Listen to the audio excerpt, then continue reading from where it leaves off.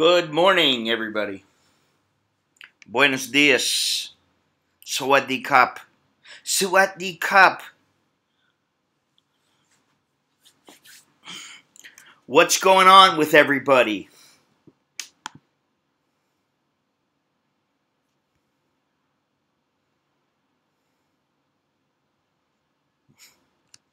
I stopped being handsome a long time ago.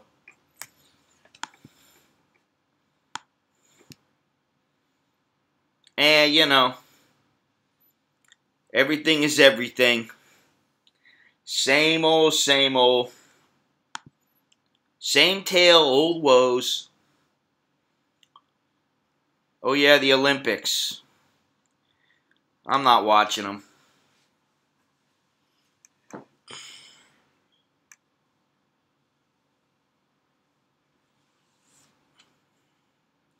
Yeah, the Olympics is, you know, they've gone downhill.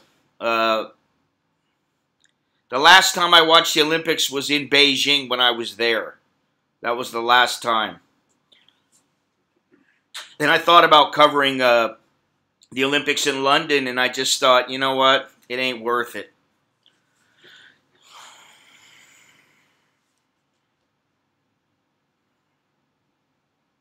I couldn't give two shits about the battle between vloggers Lee Hughes. I really don't give a fuck. As far as the fundraising, I threw in $15 because it wasn't that much to where I gave a shit about it. I mean, you know, I'd rather have it in my pocket than his. But, you know, whatever happens, things come around. And we'll see what happens on the 15th or whatever, you know. Yeah, that's all I got to say about it. I really don't give a shit. And, you know, to be completely honest, I don't give a fuck what anybody thinks about me or what people want to talk about. I don't give a fuck. What does it have to do with me? See, I mind my own business. This is the thing. I don't give a shit about all that. All I care about is moi. Call me selfish. I care about me and my family. The reason I'm doing this stream on Saturday instead of Sunday is because my wife's coming back this afternoon, and I want some time with the family the next couple of days. And so if I do a stream tomorrow, that means it's cutting into my family time. And you know what? I'd rather spend time with my family than the majority of people in the world. That's about how it goes.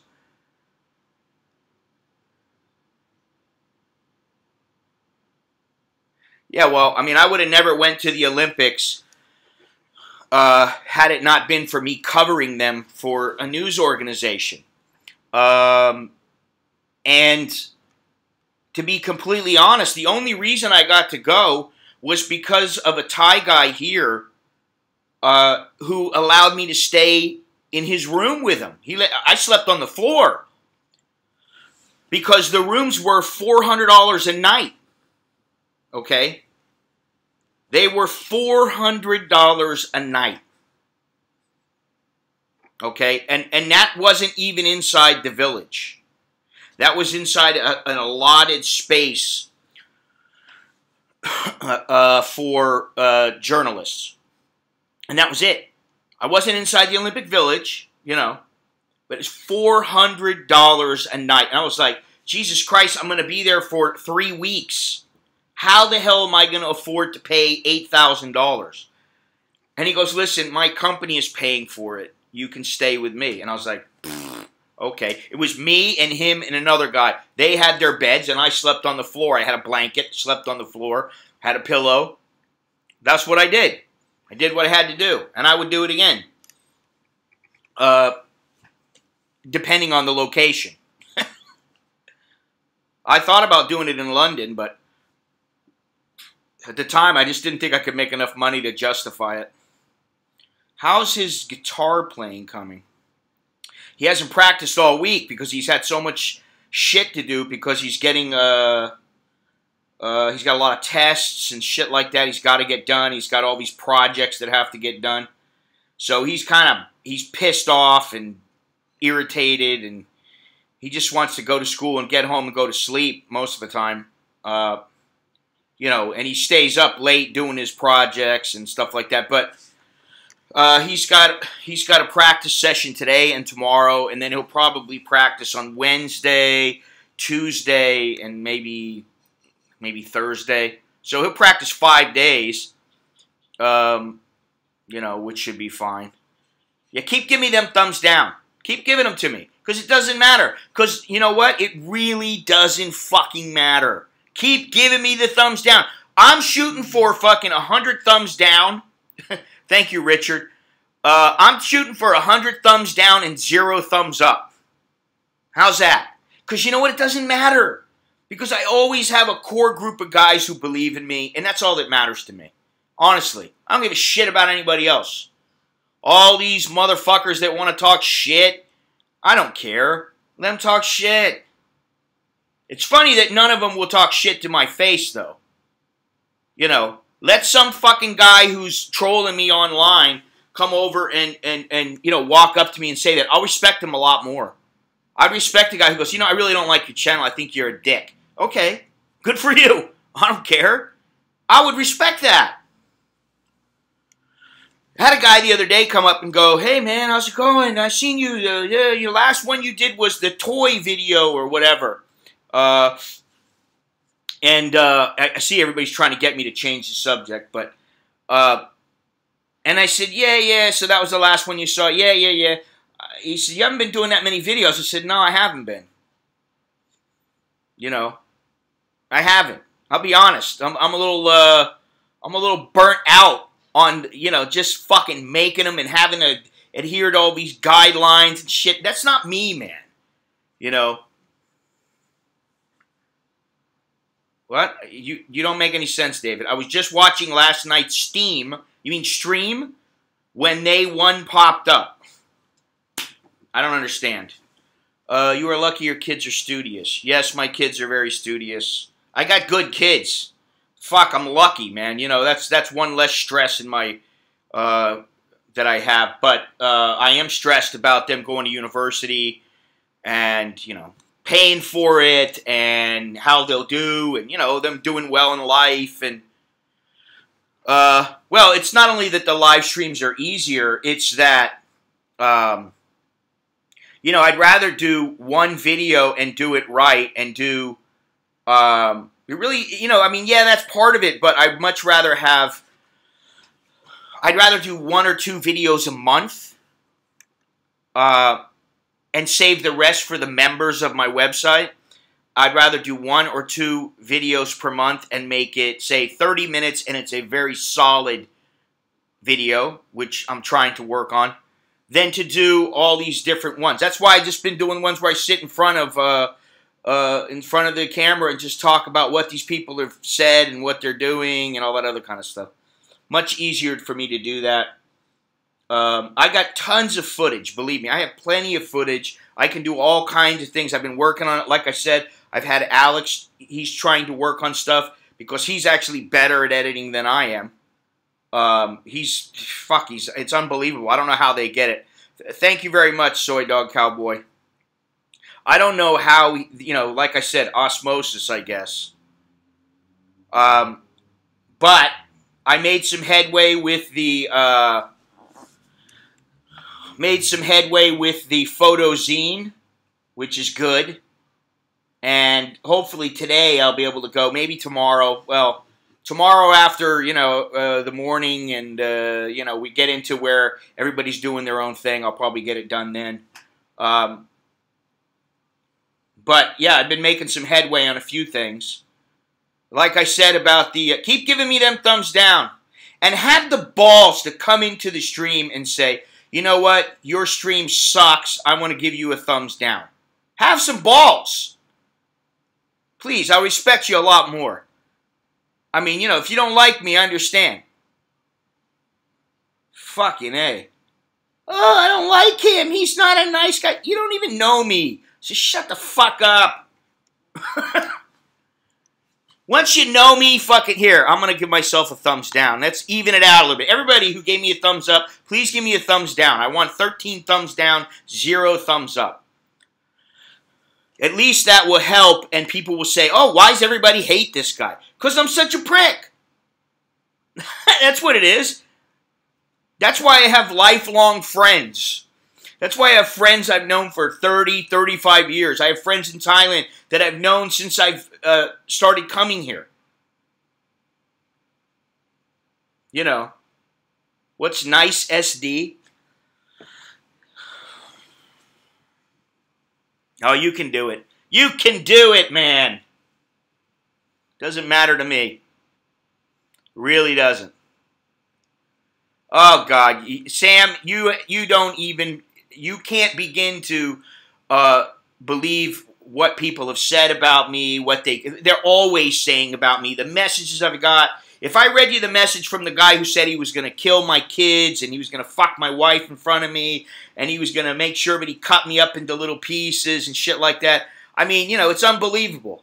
And then, you know, like I had the one guy who, you know, nice guy, I did meet him, and he was a nice guy, but he could not get it through his fucking head why it was such a big deal that he sent his girlfriend over to my fucking house because she knew the area for a t-shirt.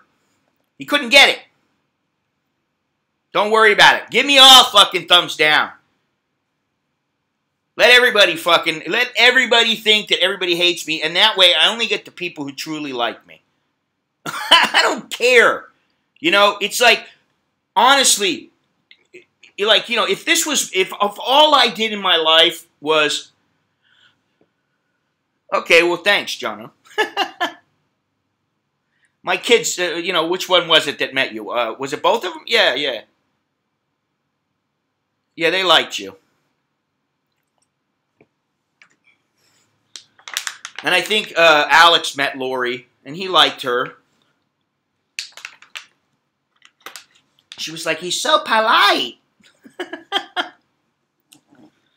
You know, and generally I am polite when people are polite to me. What do you expect if somebody's an asshole to me? What do you expect? If they start talking shit about me for no reason, what do you expect? What do you expect me to be a fucking... I'll be sweet? Oh, please don't talk about me like that. Oh, fuck you. Stick it up your fucking ass. I don't care. See, this is the thing. I'm not 20 years old. I don't have, you know, like fucking 50 or 75 years or whatever it is. I don't have that many years ahead of me. That's the way I look at it. I always think this way. You know, I only have a set amount of time left in front of me. There are things I want to do, things I want to achieve, and what everybody else thinks and says and does. You know, there are a few people that I will take what they say to heart. Mainly my parents. Mainly some of my best friends. A few of the subscribers. Yes, I will listen to what they have to say because I think they're intelligent. And not that everybody else is not intelligent, but maybe I know them or they know me or they know what I'm at or something like that. You don't have to give me a thumbs up. I want a thumbs down.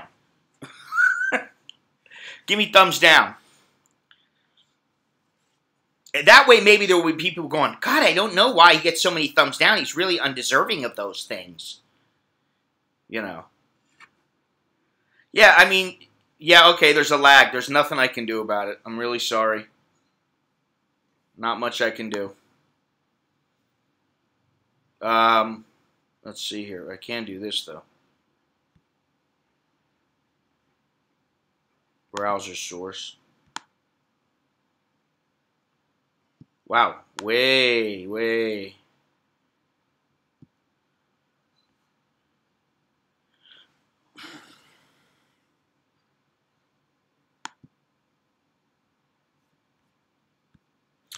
Yeah, I mean, you know, like, why do you think that, like, Bill Gates gives a shit about what everybody thinks about him?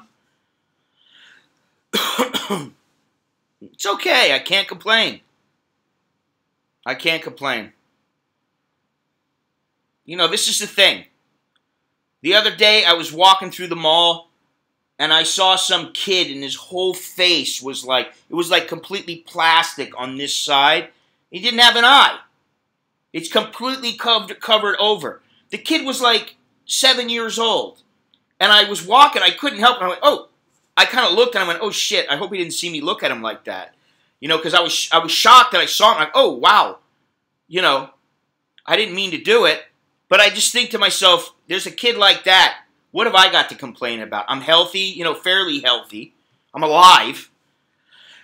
I got 2 kids that are healthy. I got a wife that's pretty healthy. You know what I mean? I got a good family. So what am I bitching about? I got nothing to bitch about, really.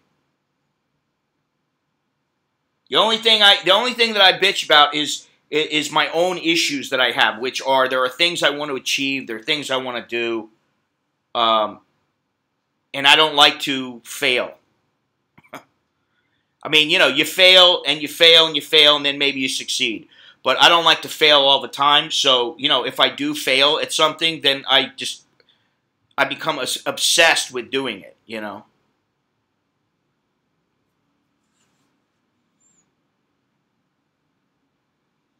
Well, that's what I mean. And by the way, if there's anybody out there that, I can't even say it. I can't even say it. I'm not going to say it.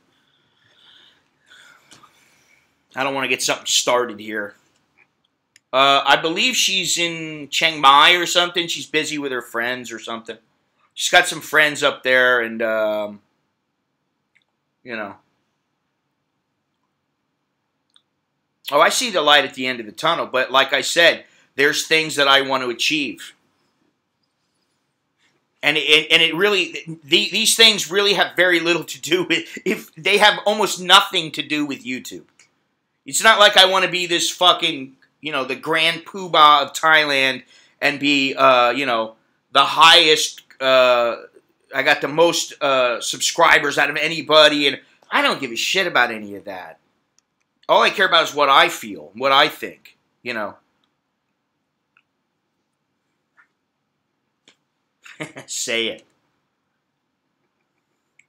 Well, if there's anybody that wants to contact Twitchy and tell him that this stream is online now and it's free, as most of them are, he's more than welcome to come in here.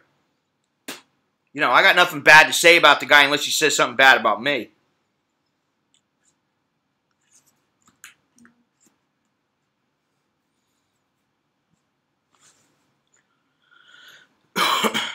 Considering, you know, that he concerns himself with everybody else's business. You know. I understand he wasn't dissing me. And that's okay. You know, good. I'm glad he's not dissing me. Okay, it's better if somebody doesn't diss me than somebody is dissing me. Okay, I'm just saying if he said something about yeah, I don't give a shit. I mean, I really don't. At the end of the day, it doesn't matter. But he was saying something about he couldn't get into my stream or he's not going to pay $5 or something like that. He didn't have to pay $5. There's fucking free streams on all the time. Now, there's some of the streams are not going to be free anymore. Oh, well. That's my fucking prerogative. So, but, you know, there are free streams. So if he wants to come in or anybody else wants to come in, they're more than welcome to come in. I have no problem with it. Archie Luxury's been in this stream. Rob has been in this stream. What's that guy's name? The Pumpui guy. Pumpui Farang's been in here. Hello, Lori. We were just talking about you.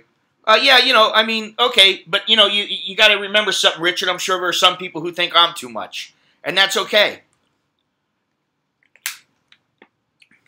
Well, maybe he does that to gain subscribers. I don't know. All I know is I've been here for 23 years.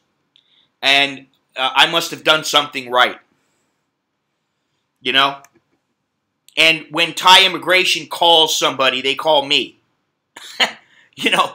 So, you know, I don't usually bring that up, but they called me. I didn't call them. There's a reason for that. So, and you know, and I talked to this with about you know, with Lori the other day. Frankly, I'll be completely honest. I mean, like I said, if I did one video a month on YouTube and it was a good video, like something I was proud of, and I've only got probably, I could count on one hand, maybe two, but I think more like one. I could count on one hand the number of videos that I'm truly proud of that I've put up in my channel. Okay? That's how I feel about it. Out of all the photos I've taken, out of all of them, I'm probably proud of about 30 of them. 30 out of 500,000 or 1 million, whatever the fuck I've taken. So, I mean, that tells you what I'm not somebody who, as they say in Thai, I'm not a kimol, which is, somebody who's completely conceited, who only he thinks he's so great. That ain't me. I look at it realistically. I know what I am, but I know I do just fine being who I am. So, it doesn't really bother me.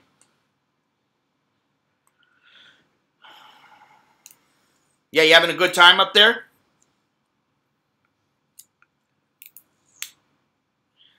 I saw that photo of that old lady. I didn't remember you taking that. Did you take that in Chinatown or where?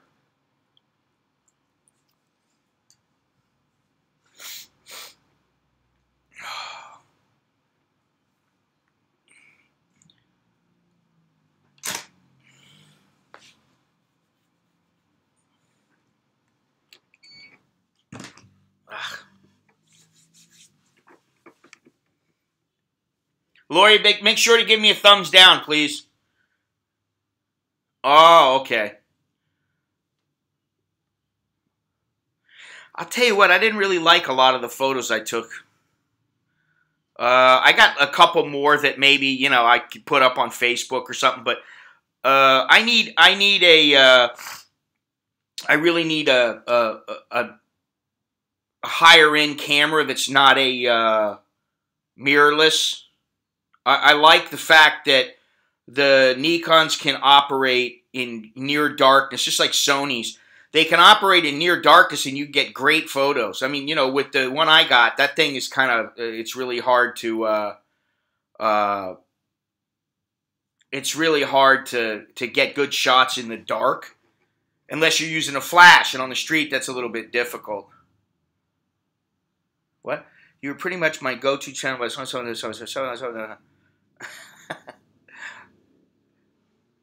Thanks, Jono. Yeah, everybody click thumbs down, please. Everybody. I don't want thumbs up. I want everybody to see this and go, they're only going to see it for a little while. Oh, God.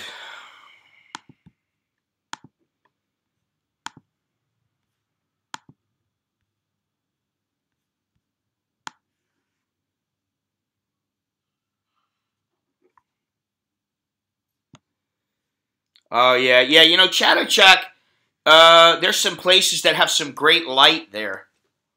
I like Chatuchak to take photos of, but I don't know. I like some other places. I like Chinatown because you never know what you're going to get. There's always weird people. I do like it. Where am I at?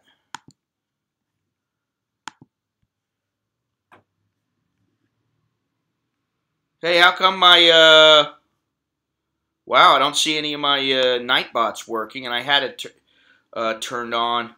Well, underestimating my talent is what drives me, Seriously, I mean, yeah, I mean, at nighttime it gets a little crazy, and I do like the fact that in the daytime you can go there and you can pick your time, and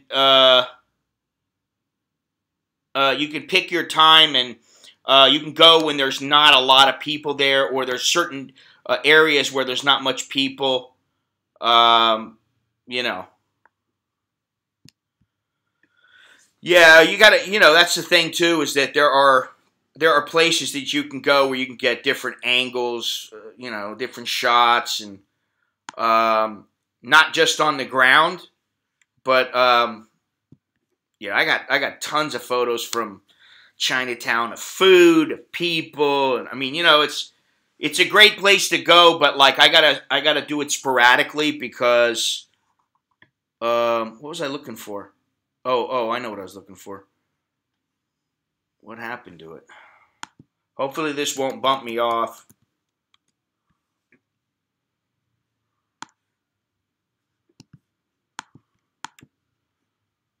If it does, I'll be right back. Yeah, fucking, what's the deal? Oh, I guess there is a... Wow, this is really odd for me. Is the Nightbot been in here yet? I haven't seen it. Haven't seen one Nightbot.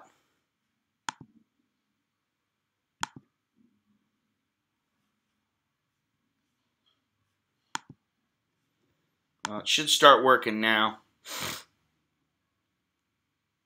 Yeah, you know, I'm trying to get the Luminar thing with, and I'm trying to do it with the Wacom or the Wacom, whatever you want to call it,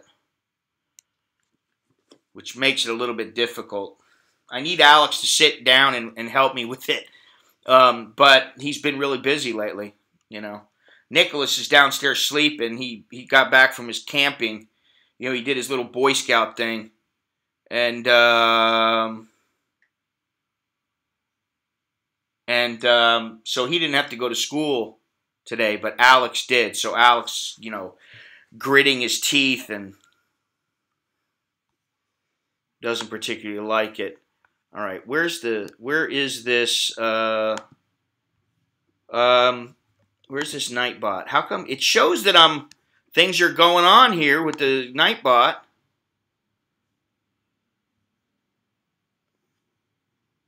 Let's see here.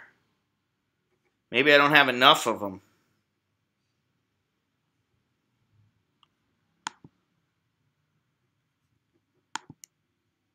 Huh. Oh well. That's kind of odd.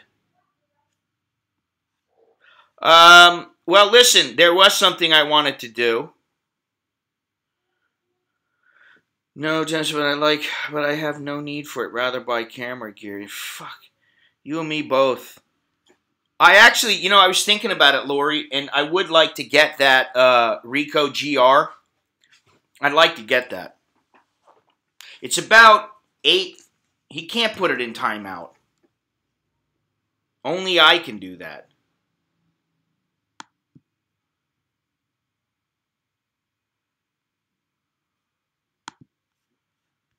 At least I think. No, it's in there. Yeah, I'd actually like to get that Ricoh GR. Well, I'd like to get that one too. Those are the only two. Actually, I'd like to get the 850. I like to get the 850 instead of the 810, just because I don't want to have to. I don't want to feel like I've got to get another camera to be able to feel like, well, I've got the camera that I need, and when this thing runs out and you know, it basically takes a dump. When it runs its course, then okay, I'll get another one.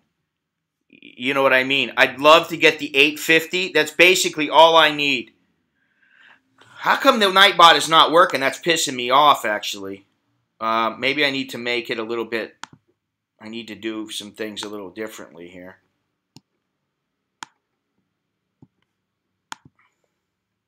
Because it's all enabled. It shows it's working. I don't know what the deal is.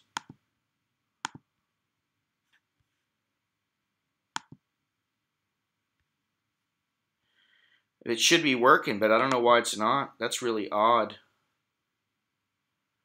Strange. I'm doing one more thing here. Maybe that'll help. Cut down the number of lines. Maybe we're not talking enough or something. Crank up the... Should I do that one? No. I don't want to do that one. Instagram.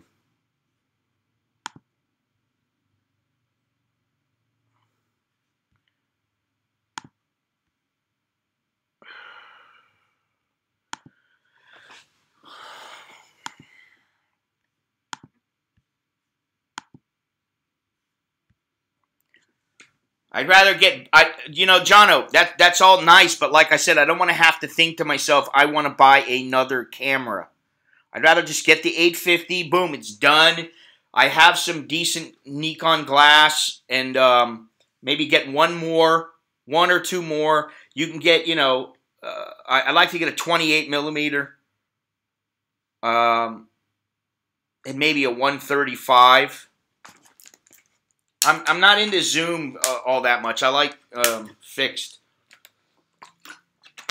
and I have one zoom. I don't know what the length is, but you know they're good cameras. But what I'm saying is, if I'm gonna get one, I'd rather just spend the extra money and get an 850. But I'd also like to get the Ricoh GR because it's very small. That would be two digital cameras that I would need. That would be it. That could do just about everything I need to do. I have, like I said, 10, maybe 12 film cameras, and I still want another one. I want either a Konica, what the hell is it? Konica Hexar rangefinder, or what was that other one that I wanted? God damn it. Oh, the Contacts. I think it's the T3.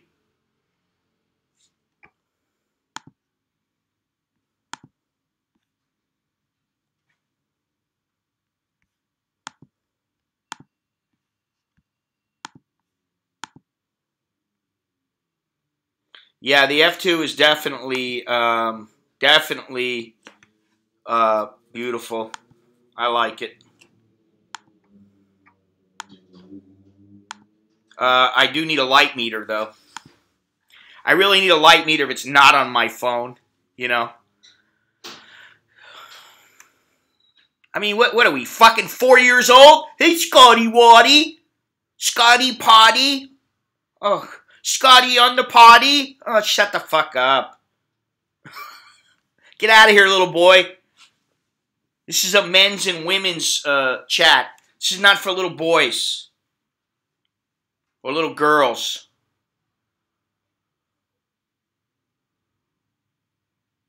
You bastard. I love that black one. But you know what? That black one, if it's in pristine condition, that thing is worth a lot of money.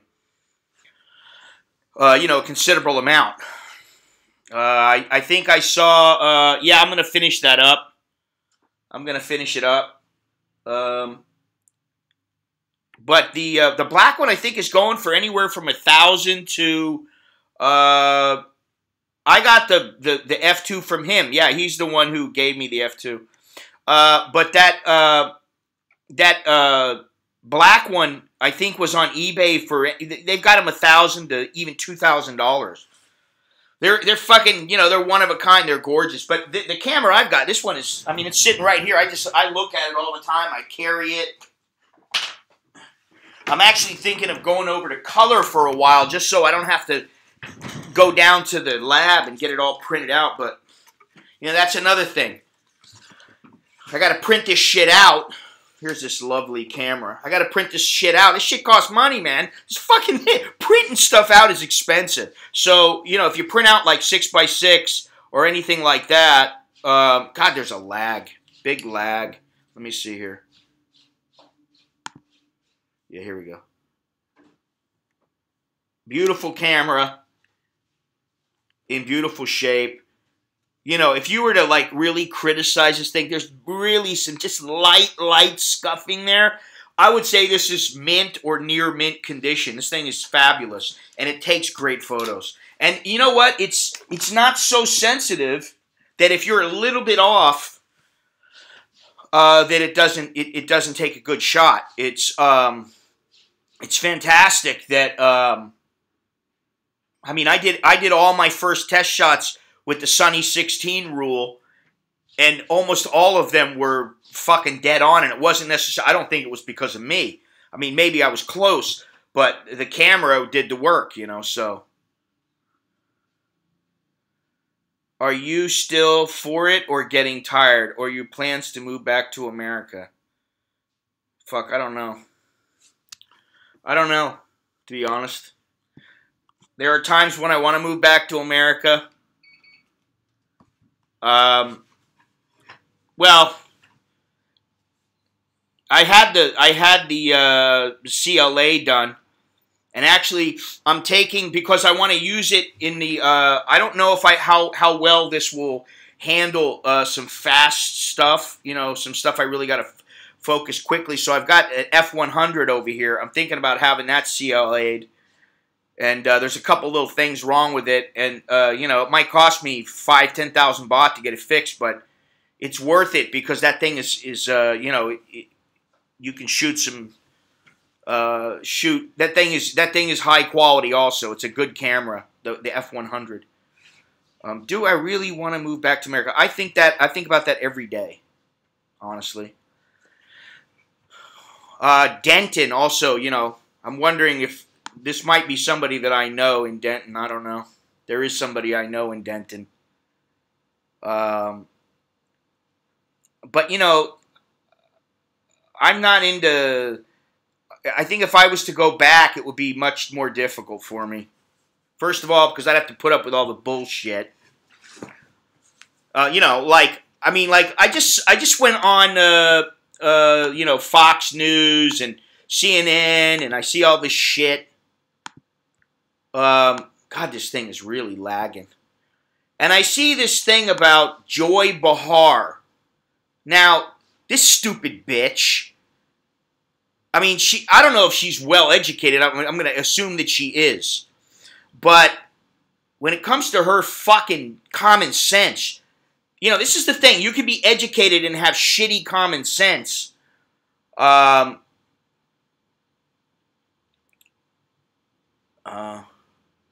But she's about as dumb as they come. Because she goes on this show and she says, I hate Republicans. Oh, fuck. Listen, bitch. You know what? Listen, and I'm calling you a bitch. You're a dumb bitch. Okay? You hate Republicans? Well, I mean, why not just hate all of them? There's none of them that are trying to do anything good. Why not just fucking pigeonhole all of them? You know, I mean, there are people that hate Democrats. And I'm not saying that all Democrats are bad. I don't like Nancy Pelosi. To me, she's a dumb cunt. You know, who needs to shut her fucking old pie hole. But, I mean, you know, like, I don't like all Republicans. And, you know, do I think President Trump is presidential? No, I don't. But he is what we got. He's what we got right now. So, you know what? You pray for the best. You hope he makes good decisions. You do what you can, and you move on. Because you know what? A lot of times it doesn't affect you all that much. There are people that it affects greatly. I'm not one of those. Now, if I go back and live in the United States, and I happen to say one thing that's taken out of context or whatever, or I say the wrong thing, guess what? I might go to jail. Which is like, what the fuck, man? Think I want to worry about that shit? No, I don't. I don't want to worry about it. And here I don't really have to worry about it because, you know, I was talking to somebody who was like, well, you know, there's one thing you can't talk about in Thailand. I'm like, you know what? So, you don't talk about it. The fuck's the problem? There's a lot of things you don't talk about, you know. Generally, you don't talk about people shitting. But we do. We talk about people shitting.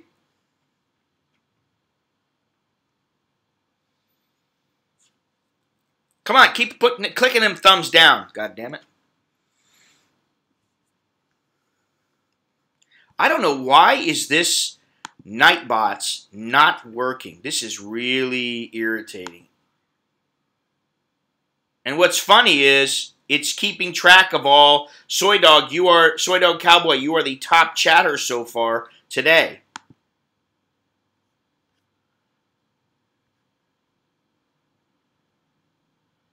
Well, I might if I said the wrong thing. Nowadays, you never know.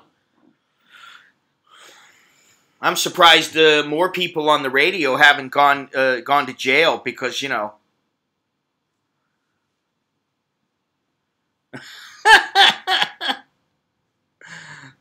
Leave it to you, Jono.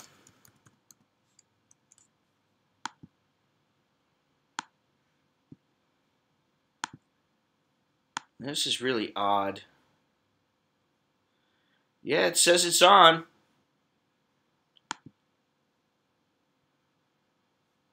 Let me see something here.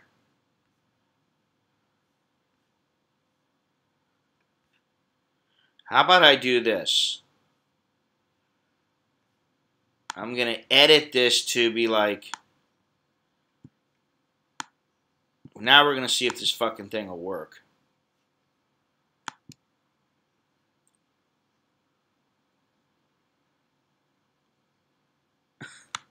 I mean, whatever it might be, Nonami. I don't know how hard that is to understand. Nowadays, you can say just about anything and people go, I'm offended! I'm offended by Republicans! Ah, shut the fuck up! You fucking thin-skinned cunt! I hope I offend you. Because you know what? I'm offended by all this shit. You guys got too much time to sit around and worry. Fuck. Just off to the tab to place a bet. Ah, that's nice.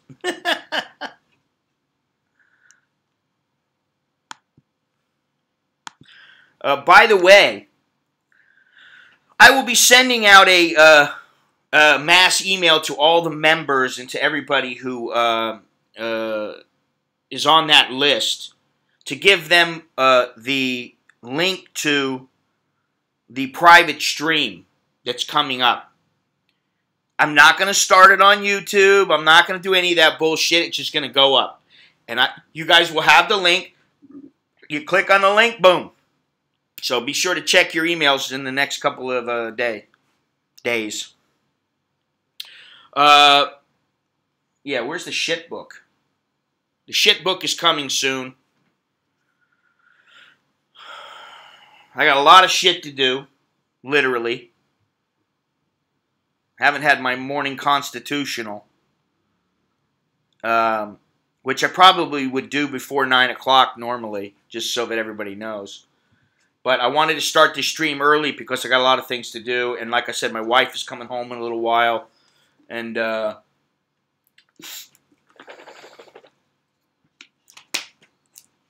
you know, don't want to do all that much in the next couple of days when it comes to running around. Shit, we got to go get juice. I always like having an orange juice in the morning. I don't know if anybody else is like that. I like waking up. Sure, Sukkahorn, take your time. Do what you got to do. What the hell was I going to say? Oh, yeah, I like to wake up, have my... Where's it at? Did I bring it up here? No. Have my double espresso. And then... Well, actually, I like to have an orange juice first. I have my orange juice. Then I have a double espresso.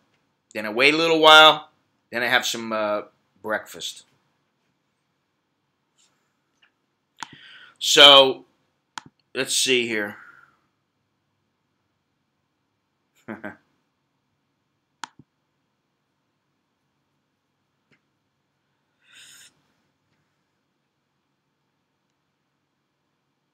I'm just about done with that book. That Beyond Trinity. Where's Beyond Trinity?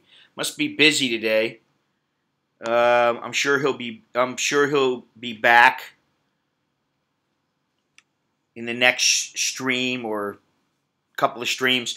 But also, you know, don't forget those who are members. There will be. I will have something up on the Chinese New Year here in Thailand, and then I'll have the bare knuckle fights. What do I think of the 4-hour work week? Reluctant nomad. Well, the moderator is Dennis. Good of you to join us, Reluctant Nomad. What's happening? Staying out of trouble?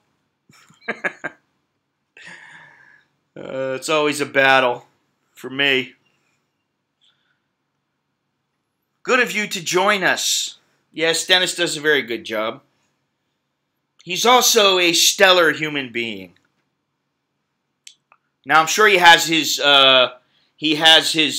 flaws, but we're not going to get into those, and neither is he. We don't need to talk about it.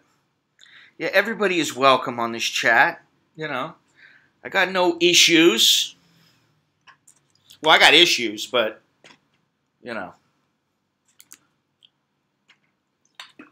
So, you know, I did get a message the other day, though, from a guy. Let me see if I can come up with this here without bumping myself off.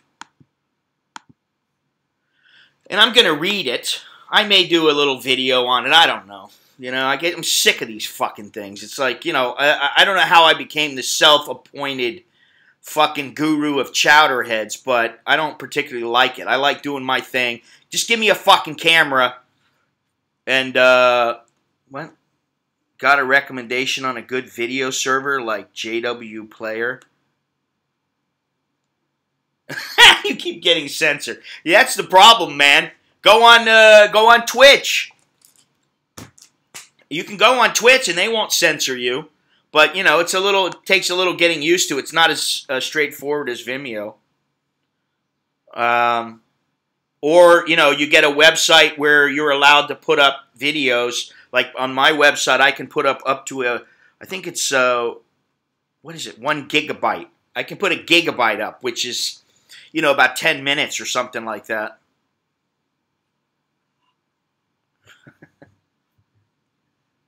Yeah, I mean, that's where we are now. You can't say anything. I can't talk about the N-word because it never happened. Fuck. It's like taking down the fucking Confederate statues. How can you take down Confederate statues when they are a part of our American history? You know, I'm sorry, but just because you take them down doesn't mean that what happened goes away. You can. They're not going to ban you for shit. You can play fucking music. You can do anything. You can play copyrighted music. You can do all kinds of shit. So, there's my recommendation of the day. I don't particularly like Twitch, but, you know, it's not quite as straightforward. But then, you know, if you sit there and you go over it for, you know, a couple of hours, you'll figure it out. It's not that difficult. Oh, yeah, let me try to read this here. Hi, Scott. I hope you're doing well in Bangkok. Well, like I said, you know what? I'm always doing fine, and the reason is because, like, when I walk through a mall and I see some kid who his face is, like, completely, half his face is plastic, he's only got one eye, and he's sitting there, and he looks at you, and I accidentally looked at him, like, and I kind of did a double take, and I went, oh, shit, I didn't mean to do that. You know, I didn't want to, like, you know, have the kid go, oh, fucking everybody's looking at me. When I see that kind of stuff, and when I go into Klong Tui and I take pictures and shit like that, and go into some of these shitholes that I go to, and I see the people living the way they're living, I can only complain so much. You know? Let me finish reading this here. I recently found your YouTube channel and watched some of your videos. I love Asian women, specifically Thai and Filipino. I'd love to come to Thailand, but if I came, I would probably visit some smaller town outside of Bangkok. I'm not a city person, and if I met a Thai girl, I would want her to be just an everyday good Thai girl, not a bar girl or anything like that. Do you think those types of women would be open to dating a Western guy? Thank you very much, and continued happiness in Bangkok. All right. Maybe he's a nice guy, but I don't think he knows a fucking thing about Thailand. So if he's going to go out into the countryside and find himself a girl, yeah, you can find one. Go on a motorcycle. That's all you got to do. That's what I did 20 years ago. I used to go on about 20-something years ago, whatever the hell it was. I'd go on a motorcycle driving around. I'd stop in at some little market, and the lady would say, oh, you'll see my daughter? Well, your daughter? No. This is my daughter here. And I go, damn, she's hot as shit. You know. You like her? You want to marry with her? I'm like, hey, fuck, marry? How about getting married? I haven't even talked to the girl yet. Now you want to throw her on me? She's a piece of ass, but once I'm done with her, then what? And I always would go, I just want to try her out. And then they get the shit face. You know, so if you want, yeah, but, you know, like, this guy in particular that's writing me, he ain't fucking prepared, man. I mean, you know, come to Thailand, learn how to speak a little bit of Thai. Learn a little bit about the Thai culture. Don't just jump in and go, all right, I'm going to fucking hook up. You know, if she speaks English and she's got a brain on her, in her fucking head, yeah, okay, maybe. But, you know, like, come to Thailand, and, you know, I'm not a city person. I don't want a whore, so I'm going to go out into Buriram and find a good country girl. But, you know, like, Buriram is where a lot of the whores come from. I'm going to go to Khon Kaen. I'm going to meet the girl of my dreams, a little farm girl. Okay. Yeah, she's not going to want anything. I mean, what the fuck? What she wants is she wants a guy to take care of him. It's not you. It's not you particularly. It's not you specifically. It's not that, oh my God, I like the way he laughs, or I like the way that, you know, when he fucks me, he twiddles it to the left or twiddles it to the right. Whatever the fuck he's doing. You know, or I like his big cock and he's such a nice guy. It's not like that. It's like, here's a guy, he don't look half bad, and you know what? He's going to take care of me and Mama. So until you get past that point, to where you get to the point where you can go, hey, wait a minute. Honey, let's get some fucking ground rules straight. What are you even bothering? Just fuck her and, you know, move on. Yeah, well, they're beautiful. There's fucking beautiful girls everywhere. That's the thing. There's fucking beautiful girls in Myanmar. There's beautiful girls in Cambodia. There's beautiful girls in Indonesia. There's beautiful girls in America. There's beautiful girls everywhere. I mean, you know, it's like I tell the fucking, the taxi drivers when they tell me, oh, I don't want a dark-skinned girl. Oh, fucking shut up. You'll fuck anything that moves. Some fucking dark-skinned Thai chick who's fucking 25 pounds overweight and got 3 kids, she smiles at you and you'll stick your dick in her. Because you will. You know what I mean? You got to spend some time in the South, my friend. You got to spend some time in the South. That's all I got to say. Go down in some of the villages in the South. I mean, you know, the Southerners basically are a lot more shy and standoff. They're a lot more standoffish and shy, and they won't even talk to you a lot of the time. They kind of like, what the fuck? Where the Easterners are like, hi, hey, what's up? You know, they're a lot more outgoing. So, and again, depends on the broad. You know, what I find about a lot of Isan women is that they're more into the whole, you know, you take care of me. You know, now there are some good ones who, and you know, I had an Isan girlfriend 22 years ago. And she was not the type who would be like, okay, you must give me money every month. This is how much I want. And you don't give me money. I don't stay with you. I don't love you anymore. You know, shit like that. Oh, I got a, what was the thing that the guy gave me? I don't know what it's called. It's a fucking bulletproof vest with a stab proof also. Yeah, girls that don't talk too much sounds good. Yeah, I like that. That's why I get along with my wife. She knows when to talk and she knows when not to talk. You know. Although sometimes, you know, she crosses the line, but then considering who I am and how I am, I can forgive it, you know. Yeah, if anybody's interested in a bulletproof, stab-proof vest, I think my days of going into some dangerous areas are pretty much over, aside from maybe the Congo. And that's about it. I met her through a friend, and she worked at a restaurant. She was working for him. And, you know, I talked to her a few times. She didn't want to have nothing to do with me, because she knew who I was and how I was. And finally I convinced her to go out with a bunch of fucking people, which sucked. Went out with 2 of my buddies. And then, you know, I worked the magic. And she allowed me to, you know, get in there.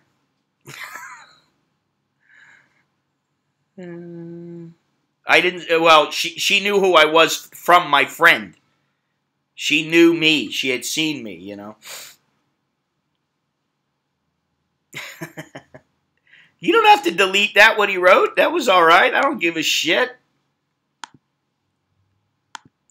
Yeah, I don't care about that, Dennis. That doesn't matter.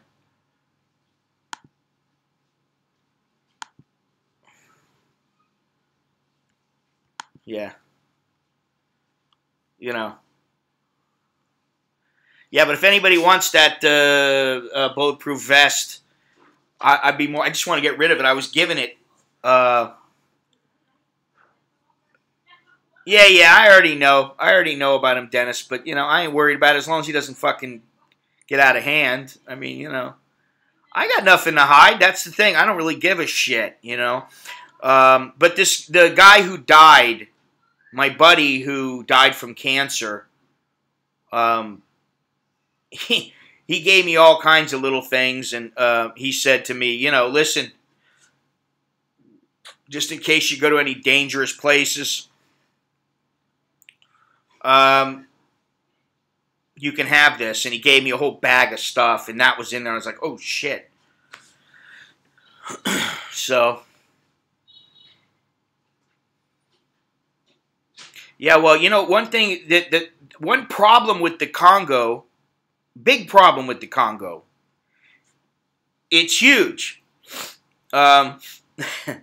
is that they're not into letting people take photos of them. It's a huge pain in the ass. Now, that's the DRC, the Democratic Republic of the Congo.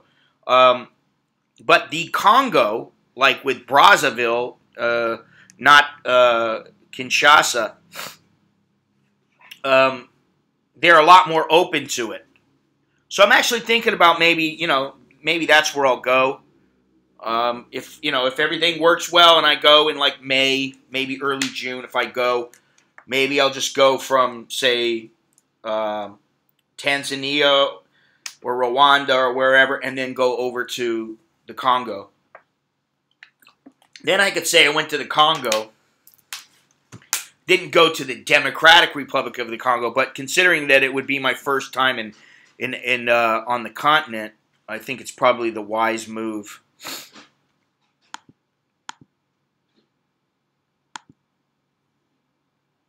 So, you know, and that's the thing, you know, do I want to lose a camera from some asshole who decides that, well, if you don't give me $500, you can't have the camera back because I know you're rich and, you know, it's against the law to take photos here. You know what I'm saying? So, but I do want to get the another trip to Myanmar under my belt.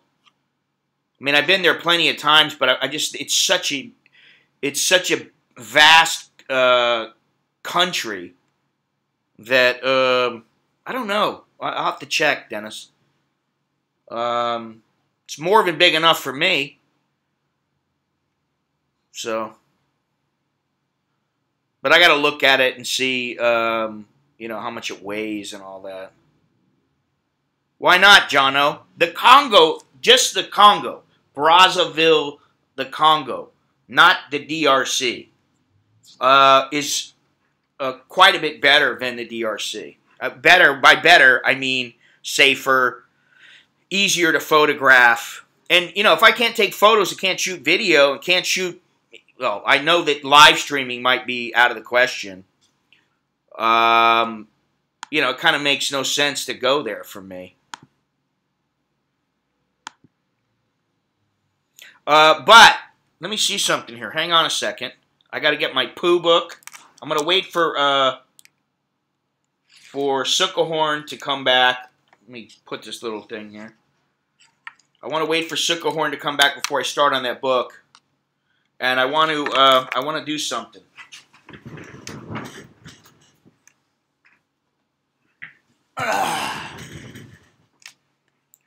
Let's see here. Oh, yeah, okay. The next chapter in the poo book is Rotten Poo. And yes, it's a good book, What's Your Poo Telling You? And actually, once I finish reading that book, I've only got about 50 pages left in the book Knockout, and then all the books that Beyond Trinity sent me, they'll all have been read. So, let me get this out here, though. If I can find it.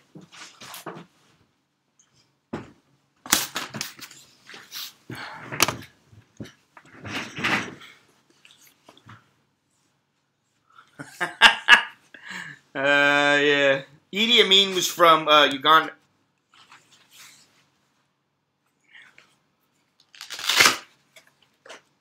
Oh, this is not the one.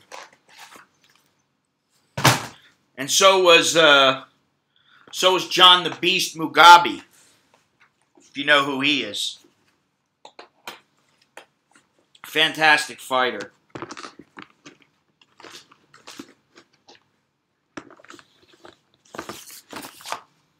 All right, let me see here.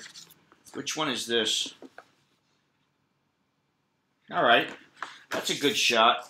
I can part with that.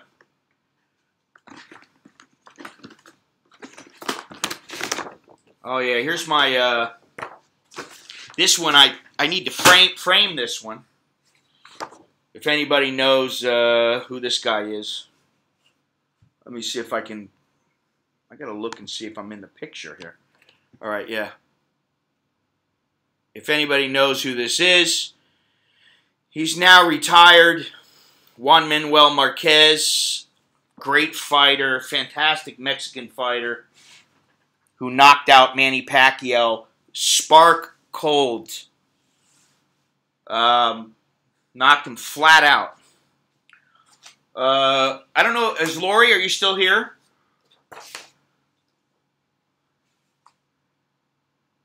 Yeah, I like this photo, but yeah, oh yeah, that's Mike Tyson, yeah. I haven't met him. I have met Sugar Ray Leonard.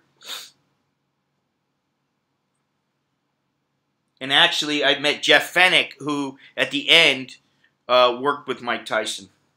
I've met Fennick a couple of times, actually. He sat next to me at some dinner for the WBC, the World Boxing Council. Yeah, I don't want to show this picture. Where's this one?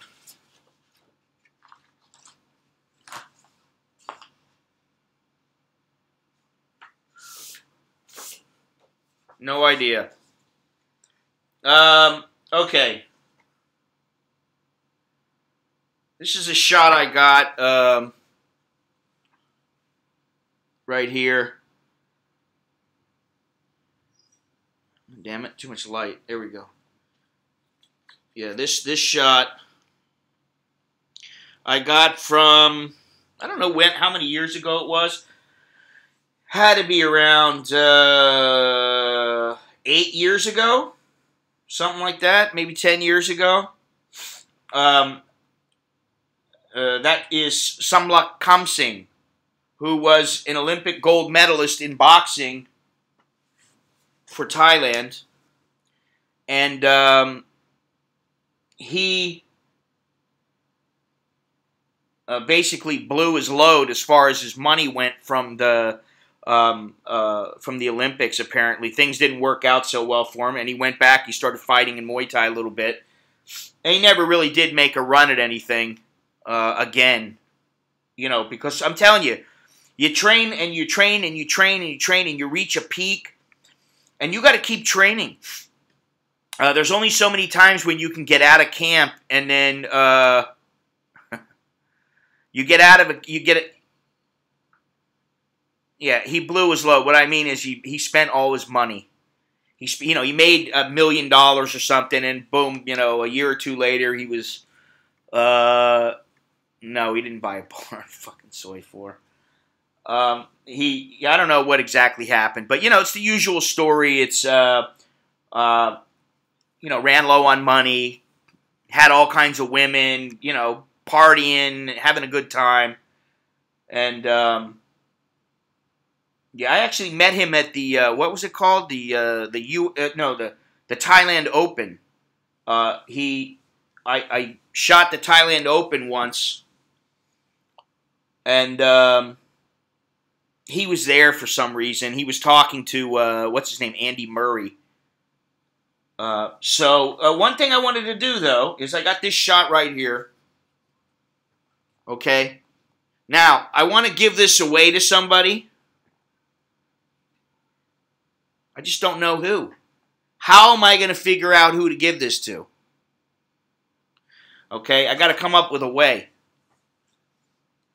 I got to come up with a way to figure out, fucking motherfuckers, man. They're fucking editing. They're fucking censoring everybody. You know, just a matter of time. I mean, you know, everybody's going to get censored. Before you know it, you're going to have to be going, hi, I'm Scott, and I'm an American in this wonderful country called Thailand. And I just want to talk about women. You know, women are lovely creatures. So, you know, love them with all your heart. Even if they want to take all your money. Even if they say that they're one thing, but you know they're complete opposite. That's how I'm going to be. Boys and girls, it's going to be the Mr. fucking Rogers show. And fucking family friendly. Believe me, I'll put fucking multiple videos in my fucking member section. That's what I'll do. I'll put it on my website or on my member section. Whatever. I'll put it in there. I'll just fucking start uploading, and if I got to, I'll pay to have pay for another site to become fake. Fuck, I ain't never gonna become fake. It's impossible for me to become fake. I'm not a fake person, you know.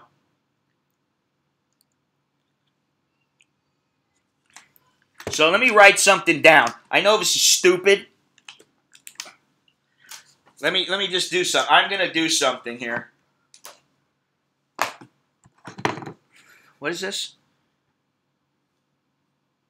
Oh yeah, bullshit. Twitter doesn't censor? You better fucking check yourself, man. They censor big time. I don't know what you're talking about. Oh. All right, let me try this off. Let me try something here.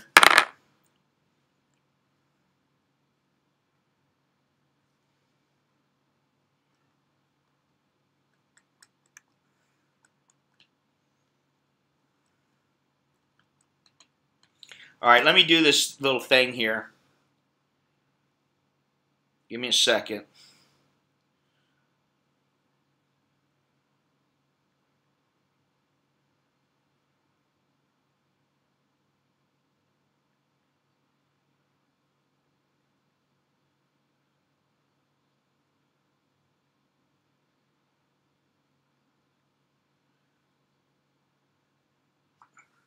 All right.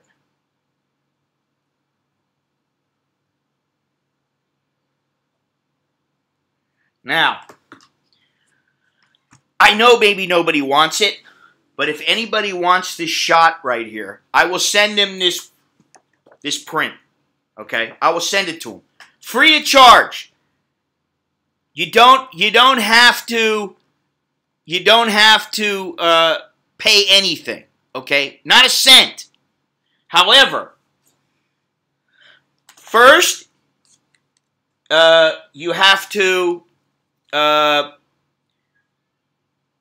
do this mathematical equation, and second, you have to tell me why you love or hate me.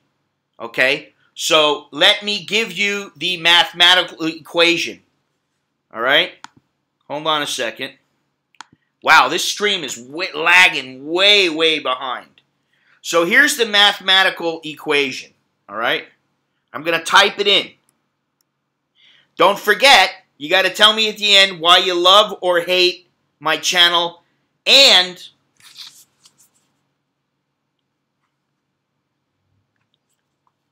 what I could do. What I could do. Yeah, maybe it's asking a lot, but, you know, hey, I got to try something. Yeah, why you love or hate my channel and what I could do to make it better. But you got to do the mathematical equation. Yeah, fucking come on. Jesus Christ.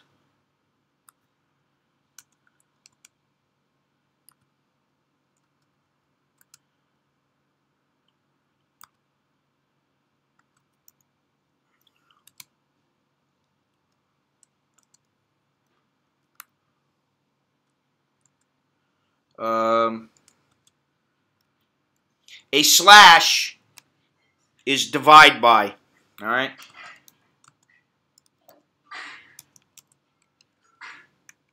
There you go. There's the mathematical equation. Very simple. All right. The print is the one with the punch. Okay, you get it exactly as it is. You can frame it however you want. You do whatever you want with it. Okay, so if nobody wants it, fuck, fine. If you don't want it, then don't get it. Jesus Christ. No, I forgot about that. Nah, you don't have to show your work. I don't give a shit about that. Just give me the answer. Let me know why you love or hate my channel, or what you love and hate about my channel, and what you would like to see me do more of. Jesus Christ, I wanted to have a little fun with it, but, well, but some people are too fucking lazy to do it, or they don't want to. What is this here? The truth hurts, fuck them all. I don't hate them, but many do. Listen, I don't hate anybody, but, you know, I will say this.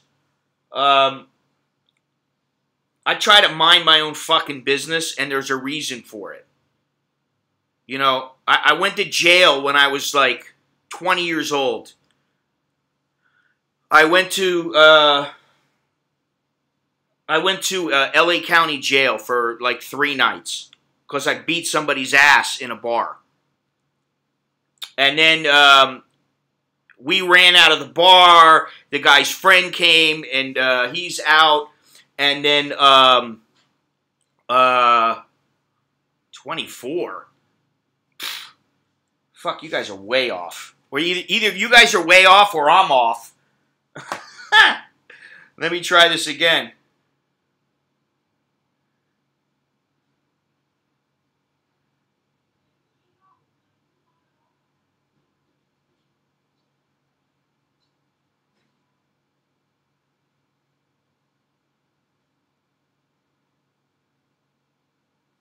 Well, I got 2 different numbers. All right. So how did that happen? So this is what happens when you fly by the seat of your pants.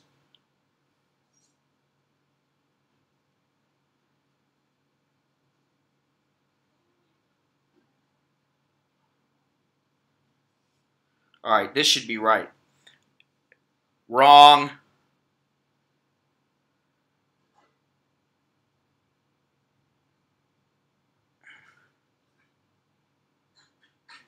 I'm going to give you guys the answer, and I got it right.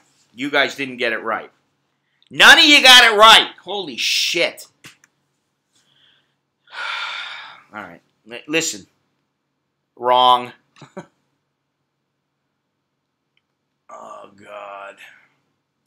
You see, what I learned that time when I went into jail, I've been to jail a couple times, and every time it was from fights. Well, except for the time here in Thailand. Yeah, your guess was wrong. But the first time I was in, some big old black guy, I don't know if he felt sorry for me or whatever it was. I was sitting there wondering what the fuck, and I was, you know, asking a couple people questions, and he came up to me and he said, you know, the best thing you can do in here is just mind your own fucking business. Don't worry about what anybody else is doing. And I try to stick to that. And my mother used to say, MYOB, mind your own business, especially when I was dealing with my sister.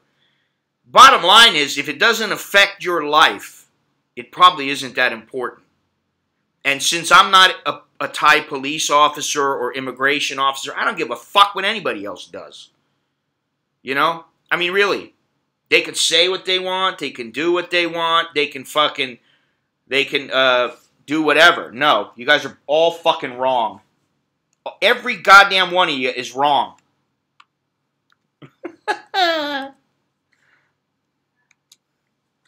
There's the answer. I've done that numerous times. Yeah, MYOB. Now, I understand that some people, you know, they get pissed off, especially about somebody like Graham Breyer, who, you know, it seems like he may be pulling some, a fast one.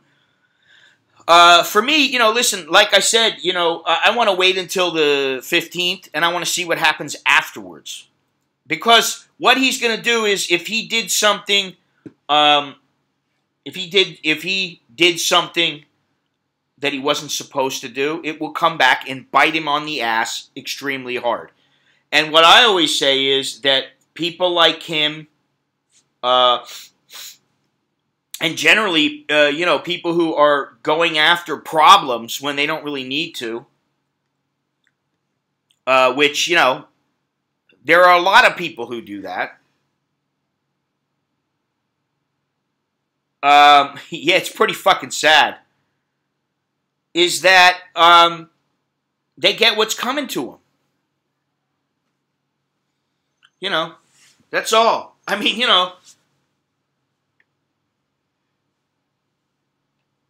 that's why, all I give a fuck about, honestly, I mean, what I've said before is I couldn't give two shits when it comes down to it. Like if somebody said, what do you want to eliminate out of your life that you have to, what is it that you don't want to give up? Would I say YouTube? No. Fuck no. Why? I do fine without YouTube. I'll be just fine without YouTube. Just like I say about the girls, she was fine before you met her, and she'll be fine after you leave her ass. They'll survive. They always find a way. And if they don't, nothing you can do will help them. So when it comes to like YouTube and streams and all that other kind of stuff, I'll be fine one way or the other. I'll write a couple books. I'll keep making money from photography. I'll fucking make money from my other shit that I got going on in the U.S. I'll continue. I'll be fine. And the thing is that I think a lot of people in Thailand, I don't know why it is with what it is with Thailand, but I think in Thailand a lot of people, you question my math. Well, let me do it again. 300 times 27 times, okay, wait a minute. 300 times 27 equals, god damn it, 300 times 27 equals 8,100 times 11 equals 89,100 times 13 equals 1,158,300 plus 15 equals 1,158,315 divided by 16 equals 72,394.6875 plus 38 equals 72,432.6875. I didn't tell you to round up or round down. That's the answer. So nobody got it right. So none of you bastards get the photo. I guess you didn't want it that bad anyway. So, I mean, Jesus Christ, I can't give my fucking photos away. Some of you bastards. It shows you what you think about art. You're not all that much into art. This is not exactly art. This is sport. But, at least this would be good in the shitter.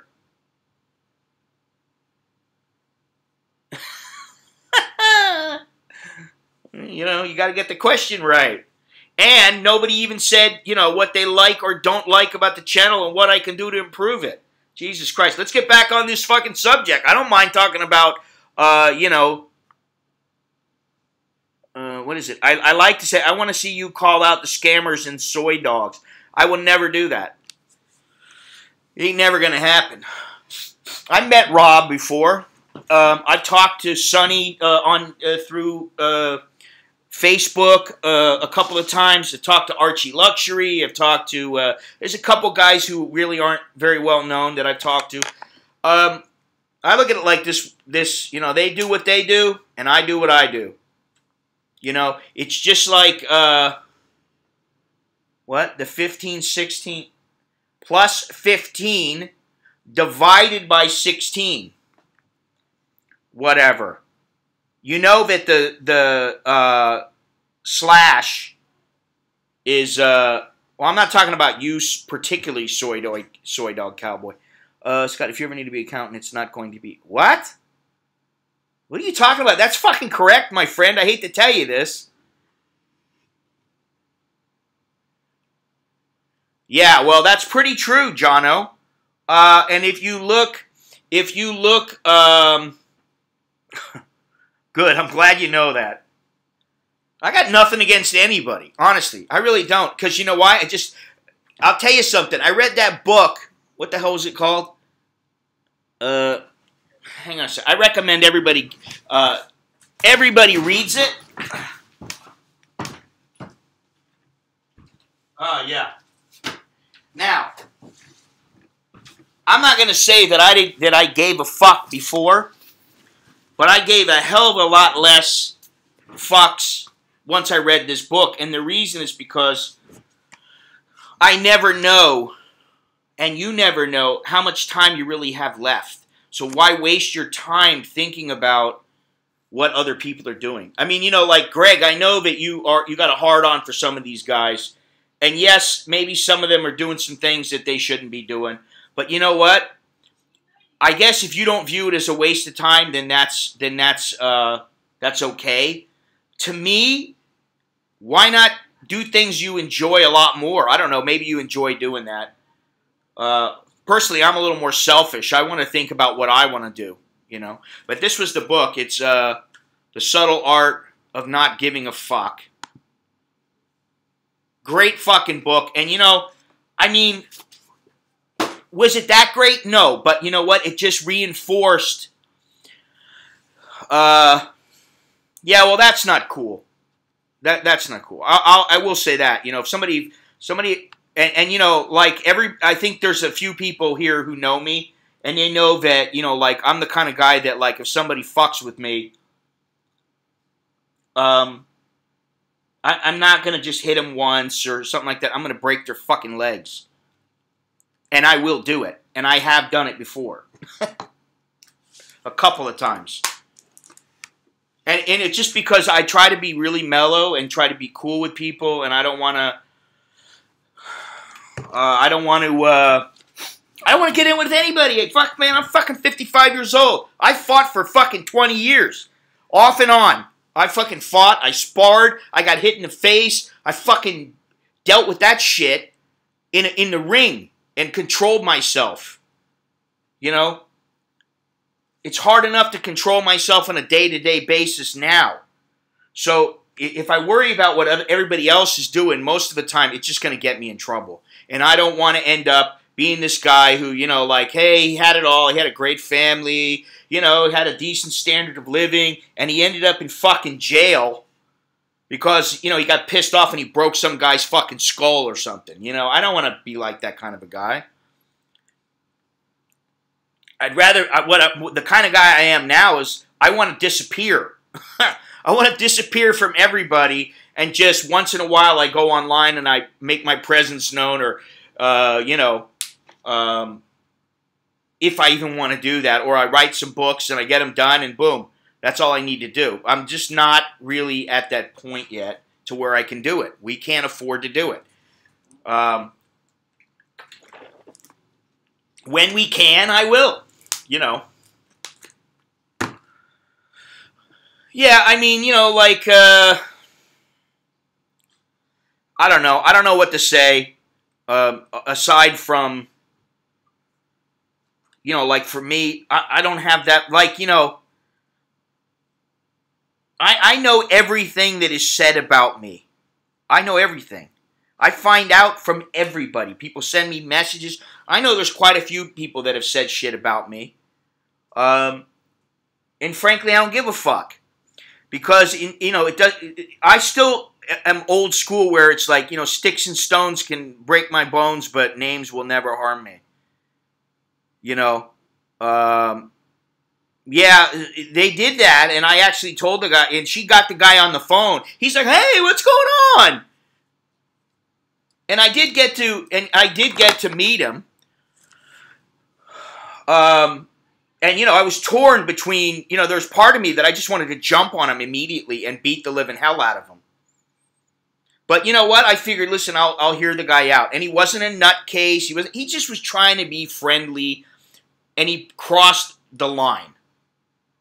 That's all. You know, and it was my fault that my address got out there. So, you know, I looked at it like, no harm, no foul. You know. You did, well. Yeah, it was poor judgment. You know what I mean? Golden Rich, you know, how do you know that? I mean, I don't know that. I mean, you know, I don't know. This is the thing. I don't really know a lot of the people online. And it's not, you know, and listen, I admit I may be antisocial. I forget who it was. There was somebody who wanted to meet with me the other day, and I was like, you know, I just don't want to go meet him. I just don't give a fuck enough. And what do? You go, hey, listen, I don't want to meet you. I don't really want to go and spend my time. I don't give a fuck if you come to me, which is what most people do. They come to me because I don't want to travel halfway across fucking Bangkok to go see them. I don't want to go down to Sukhumvit or down to fucking, you know, by Paragon or shit like that. Like, that's fucking an hour and a half for me each way. You know, that's the whole reason why I brought up the money in the first place.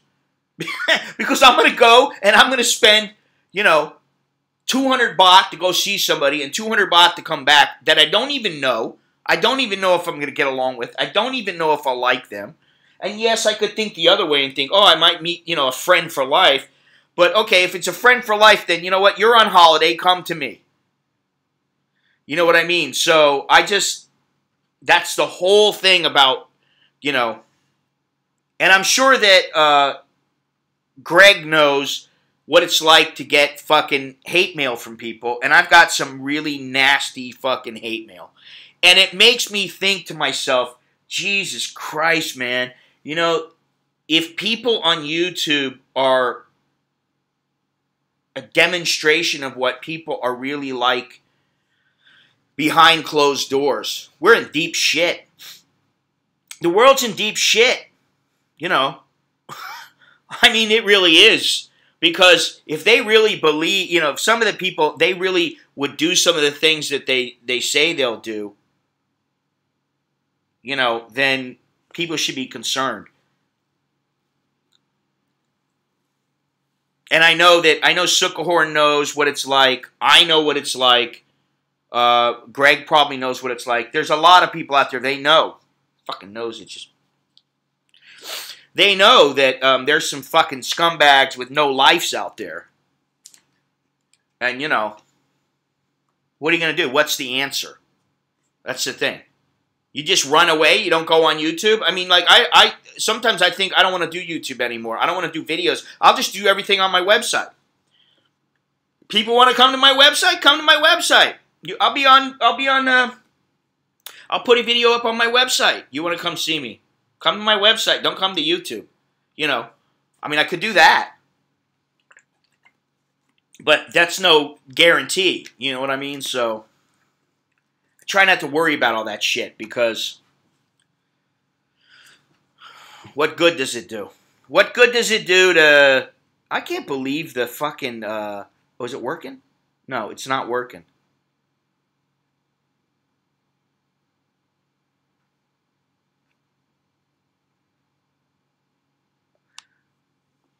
Listen, I've had death threats. I've had people tell me they're going to rape my wife in front of me, and I told them to bring it.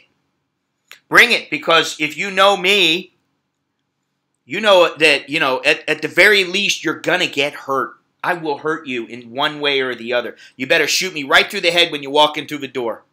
You know what I mean? Because, and also, don't forget that, you know, I've been here for a long time. I have my share of connections. And, you know, when I say I've been from, I've dealt with people at the lower level of society and people high up. I'm not bullshitting. It's not that I'm special. It just happened. It just, whatever, I was in the right time. I was at the right place at the right time or whatever. So I got to meet this guy and meet that guy or whatever. Well, I think what it is it's not so much that some people don't want to do anything to a person. I think it's, when it comes down to it, is it really worth the effort, and is it worth the consequences? Yeah, what happened? I heard all about that. you know.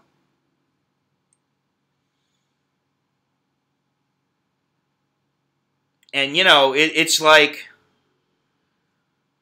that's why if I really wanted, I could go. There are quite a few people who I know have said things about me.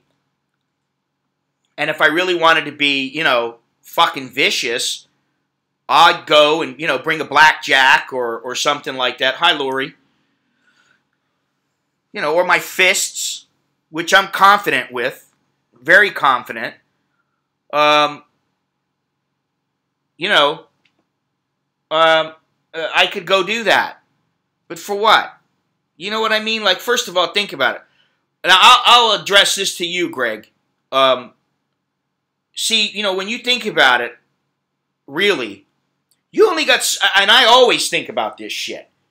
I only got so much time left on this planet. I don't want to spend it on fucking people that really, they make no difference to my life. They don't mean a fucking difference. They don't make a fucking bit of difference to me. You know, like I always say, I'd rather have 20 subscribers that are fantastic and loyal dudes and fucking good, I could actually call them friends, than have 500 who, you know, the majority either were kissing my ass for no fucking reason, oh,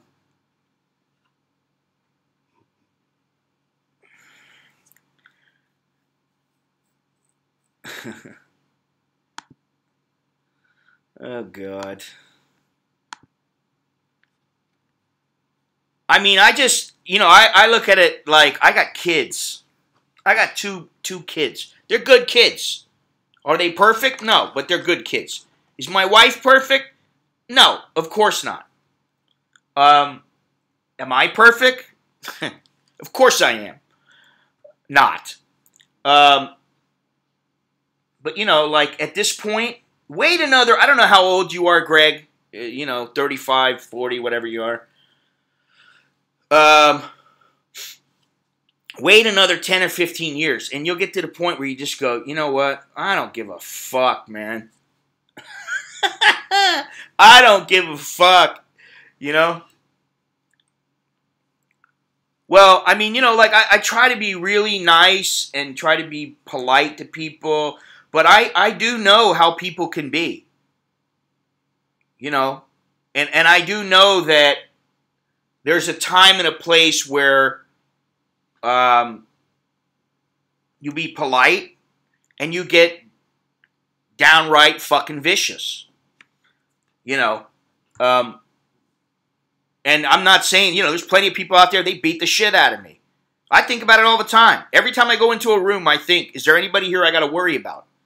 I'm always like that, you know? But I don't want any hassle. That's the thing. Man, I just want to fucking, I'm the motherfucker. I want to be sitting in the corner. Hey, don't fuck with me, man. Just let me chill. And if people come up and they're cool, then no problem, you know? Yeah, Lori's a bully. She's a bully. I'm almost 56 now. Coming up on 56.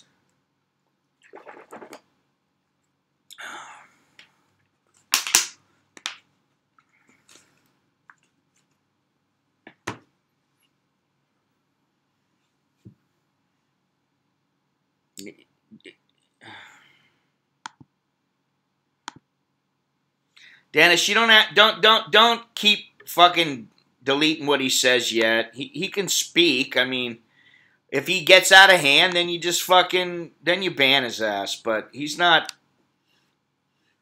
Yeah, I like to have my coffee. Let me tell you something. Longhorns. Oh, there you are. She's Yakuza. Yeah, haven't you seen all her tattoos? And she's missing a pinky finger. Yeah, well, let me shave. I got to shave before the old lady comes home because she hates to see me, you know, with a fucking beard when she first comes home. Think about it. Gets a little itchy, you know.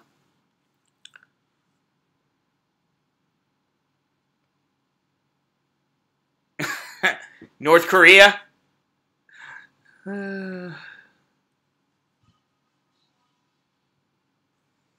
What is this?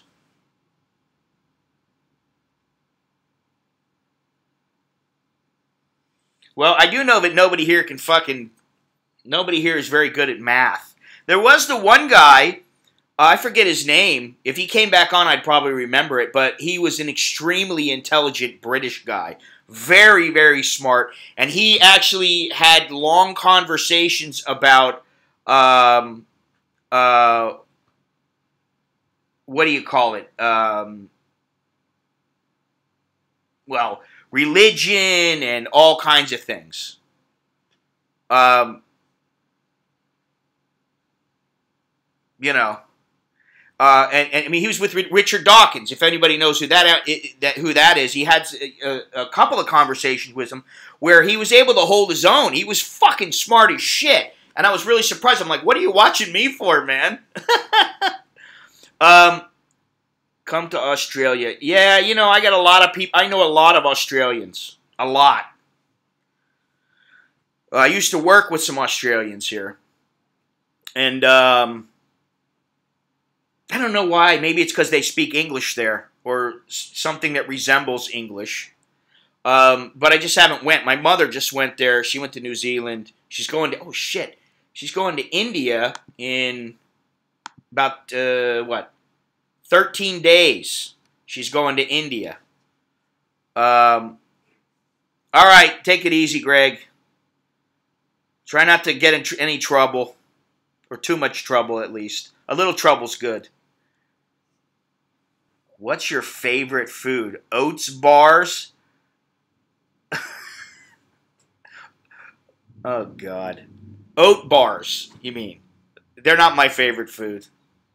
If you really want to know what my favorite food is, if you honestly want to know, it's Italian. I love fucking Italian food. Yeah, I know that, and I got to get back to Steve's Kitchen about the tours that we want to do to Cambodia. I have to get back to him. I've been fucking dilly-dallying around. No KFC. I don't eat KFC, man. I don't eat that shit.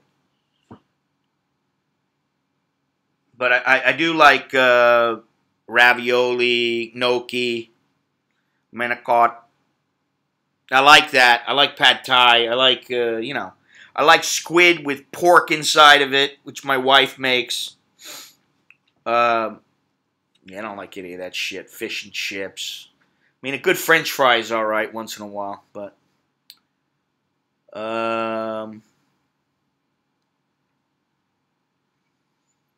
All right, the Mongers have lost and now gone family friendly. See, I got to say something about this, and I'm sorry that he's not here anymore, but as far as the Mongers go, what people have to understand is this country has had prostitutes for hundreds and hundreds of years. Prostitutes have been available for years and years. The only prostitutes that I would bitch about people going to, really, are the ones who are forced into the game. And by forced, I don't mean like, well, I'll work on the farm and make no money. Or I'll go, work in Pattaya. That's not really being forced. There are plenty of poor people out there who don't go and open their legs for money. But, for whatever reason they do it, they do what they do.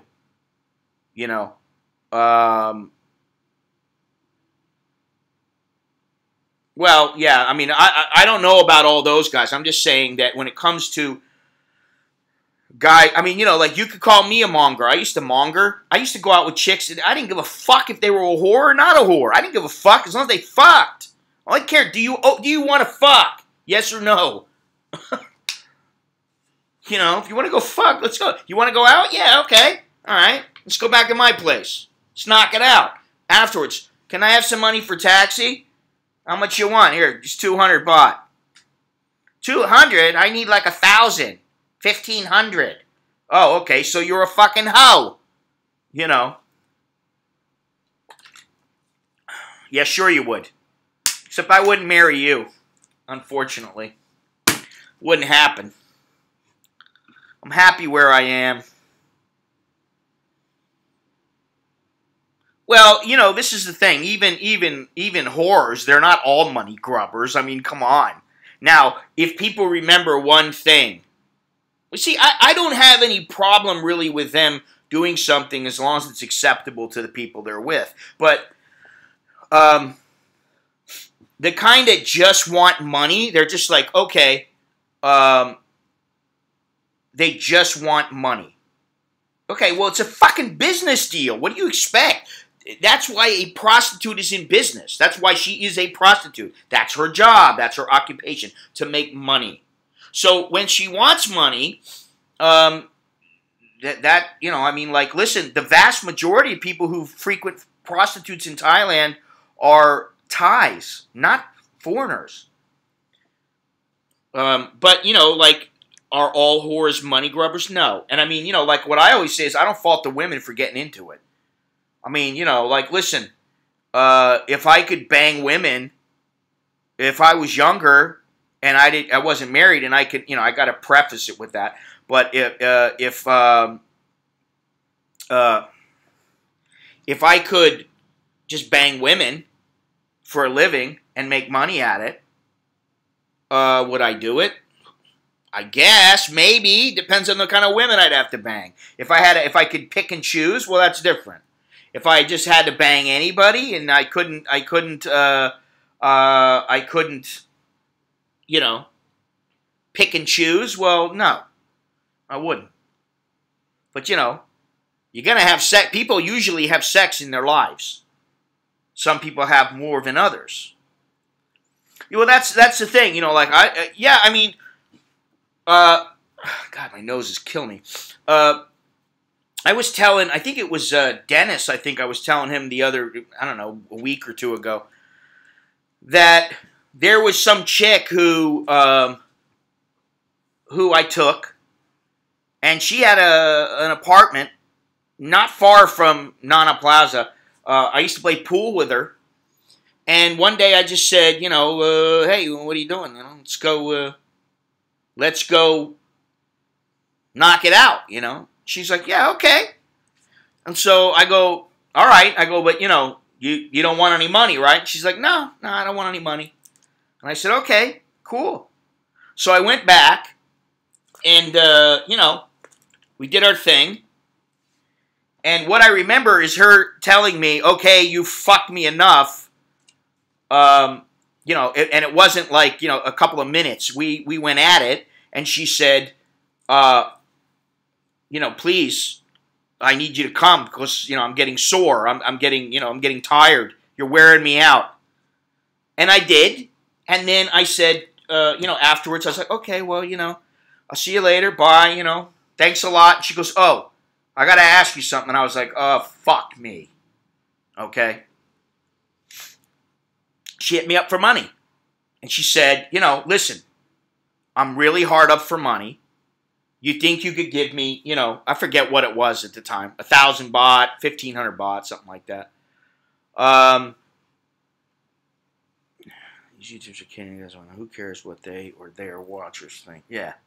See, that's the thing, is I don't really give a fuck, okay? I mean, you know, because I don't feel pity for either side. But so what happened was the girl said to me, hey, listen, I really need some money. I don't have any money. I said, okay, what do you need? She's, you know, okay, I think it was 1,500 baht. Might have been like 1,200 or something. I said, oh. I said, well, you know, I'm a little short on cash. I said, I don't really have it to give you. But I said, you know what? Here, I'll give it to you. Because I knew. I could see where she was living. I knew what, you know, what the deal was with her. And I figured she was probably on the game. But for whatever reason, she liked me, or she just wanted to have sex, or whatever it was.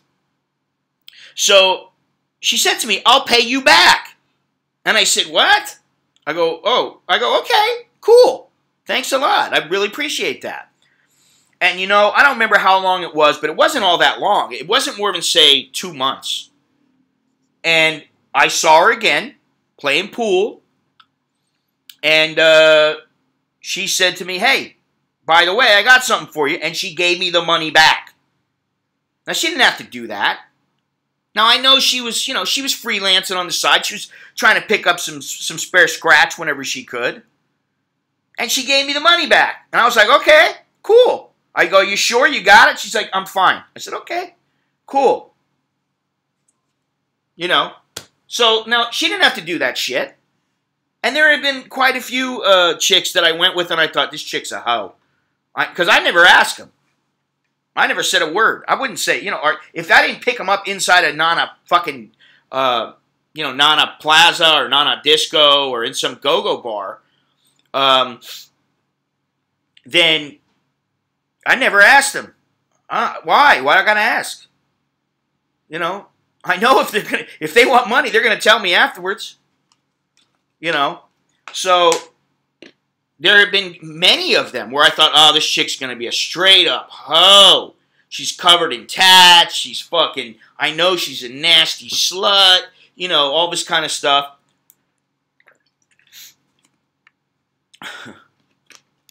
Spankies. There were places that I went that they're not even there anymore. What autofilter? There shouldn't be any fucking autofilter right now. Let me see something here. There's only one thing that... Hang on 1 second. Hopefully it won't bump me off.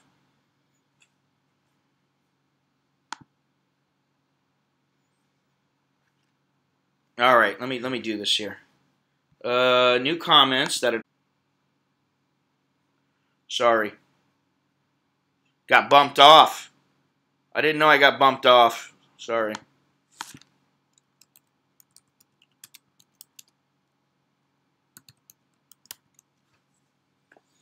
Should be working now. I'm here.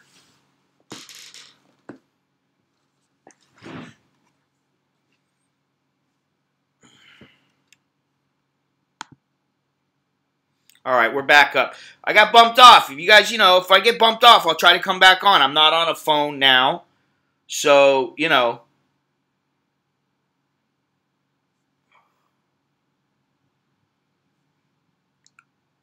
What was I going to say? Yeah, well, Sasha, try again, please.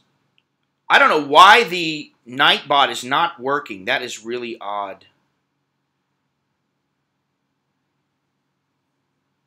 Where were we? We were about how, you know, a lot of the Thai working girls, they're not bad girls. They just, you know, they know what they want. And a lot of them, they are fucking, they're pit bulls also. Yeah, I mean, listen, on my birthday, many years ago on my birthday, I went out and these girls, they bought me so many drinks. They got me completely shit-faced. I was fucking out cold in this club, sitting there out, and they basically dragged me out. I could barely walk.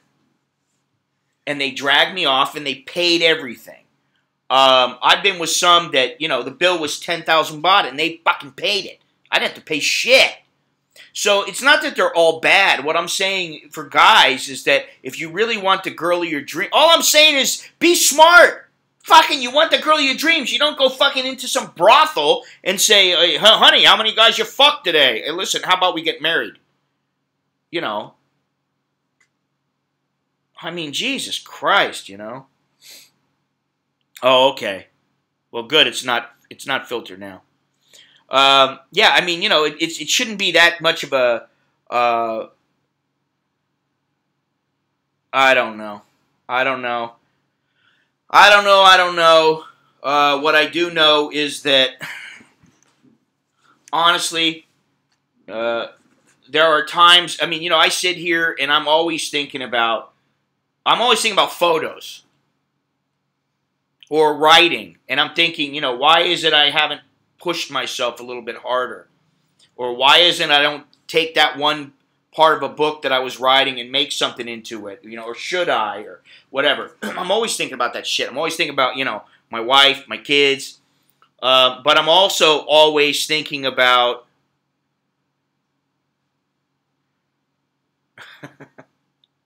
I'm always thinking about things like, why not buy a piece of land somewhere and get a fucking storage container or three and make them into a house. And at least I got the land and everything's paid for. I ain't got to worry about shit except the maintenance and, you know, like food and electricity and stuff. Why not do that? I mean, you know, granted, you got to put a chunk down. Well, mainly, why not do that? Well, because we generally don't have enough money. We don't really have enough money to do it right. And that's the only way to do it, is to do it right. I'm not saying to be a farmer, although my wife is pretty good at it. You know, the land that her mother gave her, which she doesn't want to live there because, you know, a lot of her family has passed away there. There were chilies and cucumbers and, what do you call it, the little Thai eggplants, and there was all kinds of things growing there. She's good at it. But, you know, is Thailand the place? Is America the place? I don't know. If Thailand is the place, yeah, I know about procrastination. And what's so funny is most of the time I procrastinate, and once I get going, I'm like, was that so fucking bad? That didn't take much time. You know? But, shit, man, my hip is fucking killing me.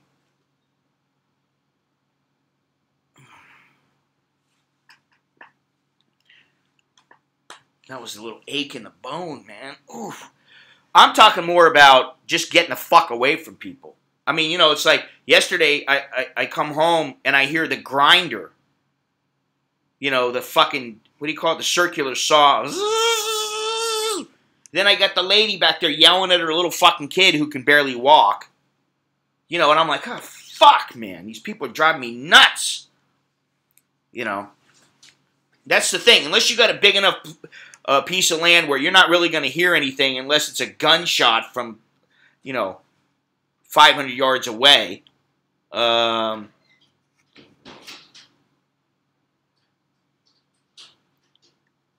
can get some for $3,000 to $5,000, and you need to get the right kind. You know, that's the other thing. You need to get the right kind. That's what I'm saying. I don't really have the money. You know, if I could do it all, I'd love to. You know, you're talking about 3 containers. You're talking about when you outfit them. If they're, let's say they're $5,000 each, that's $15,000. Let's say the land is $25,000, that's $40,000.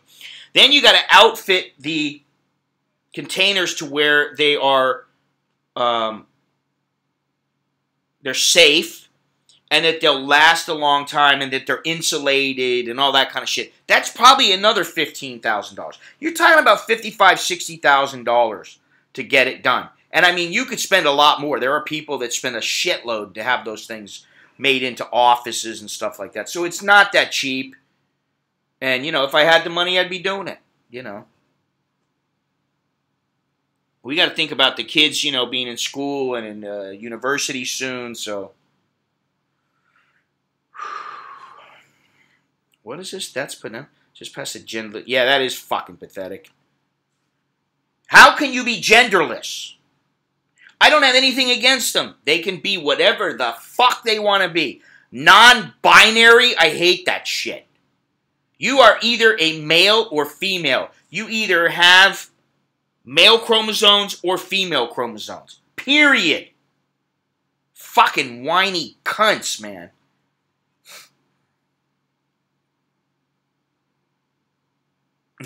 Whine of people here. Yeah, see, it doesn't, you know, that's the thing. And, you know, like, my parents have a place, and it's not completely secluded or anything, but it's fairly secluded. Yeah, I mean, I saw that the other day. It's like, oh my God, I can't say mankind now? Fuck you. I'll say mankind wherever I fucking want. Fuck you, Trudeau, you piece of shit. I prefer humankind. Oh, you kiss-ass, suck-dick, sycophant motherfucker. Ugh. God. It's disgusting, honestly. That's the kind of shit. I mean, you know, like Canada generally is a good place to live. I mean, you know, there's plenty of land. It's not all that expensive. People are nice. You can smoke weed there. You know. Sounds like a good place to me. But then when it's like, oh, I'm not allowed to say mankind anymore. And I can't say womankind either. Humankind. Oh, you fucking sycophant. Fucking piece of shit. Ugh, that burns me up. Yeah, what the fuck is that? I'm 4 years old. I don't want to be a boy. Oh, yeah? Well, wait until you're 20 years old and your little fucking pussy starts getting hard because you're thinking about sticking your little clit inside some fucking chick. How can a 4-year-old make a fucking educated decision? You know, yeah, I mean, I'm looking forward to when I die because then I never have to deal with this bullshit again. I don't have to hear it. I don't have to deal with it. When I die, you know, yeah, and the Islamophobia, you know, it's too much now. You got to understand something. Right now, the problem is the Islamic extremists. It's not Islam itself. Yes, there are good, you know, Muslims. I know. I've been around some of them. They've been excellent people. What? They banned, what is this? They banned the F1 and boxing ringside girls. Oh, my God. They banned ringside girls? Fucking round card girls? God damn it, man.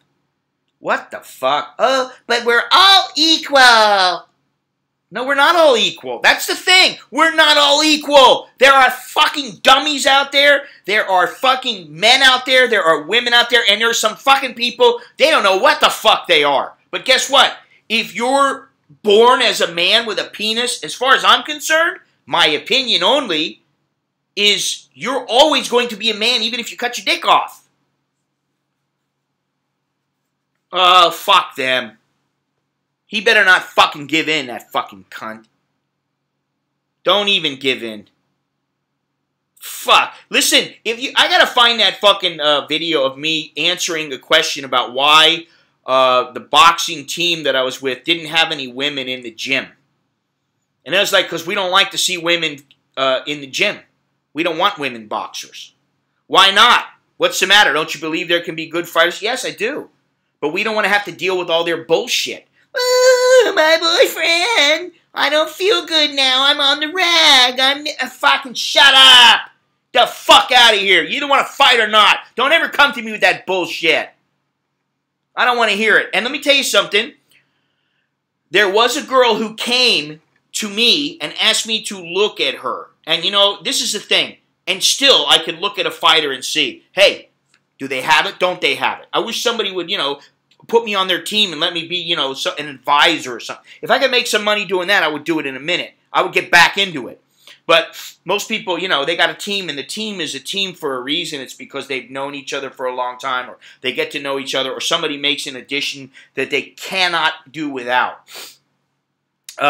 So this girl came, and she, you know, was like, oh, I'm in Thailand, I'm doing this, I'm doing that. I said, yeah. I said, listen, you want to come, you come to this gym. Now, there was Calsoy Galaxy, Calcor Galaxy, and a couple of, you know, lesser-known, I think it was Pichit Noi, what was his name? Pichit Noi Sitban Pachang. That was his fighting name. There was a couple of world champions there. And she came, she got on the pads with a guy, and within a minute, she said, you know, I'm really sick, you know, I feel like I'm going to throw up, I can't, you know, I'm done. I went, what? You brought me out here? You brought me out here and you gave up.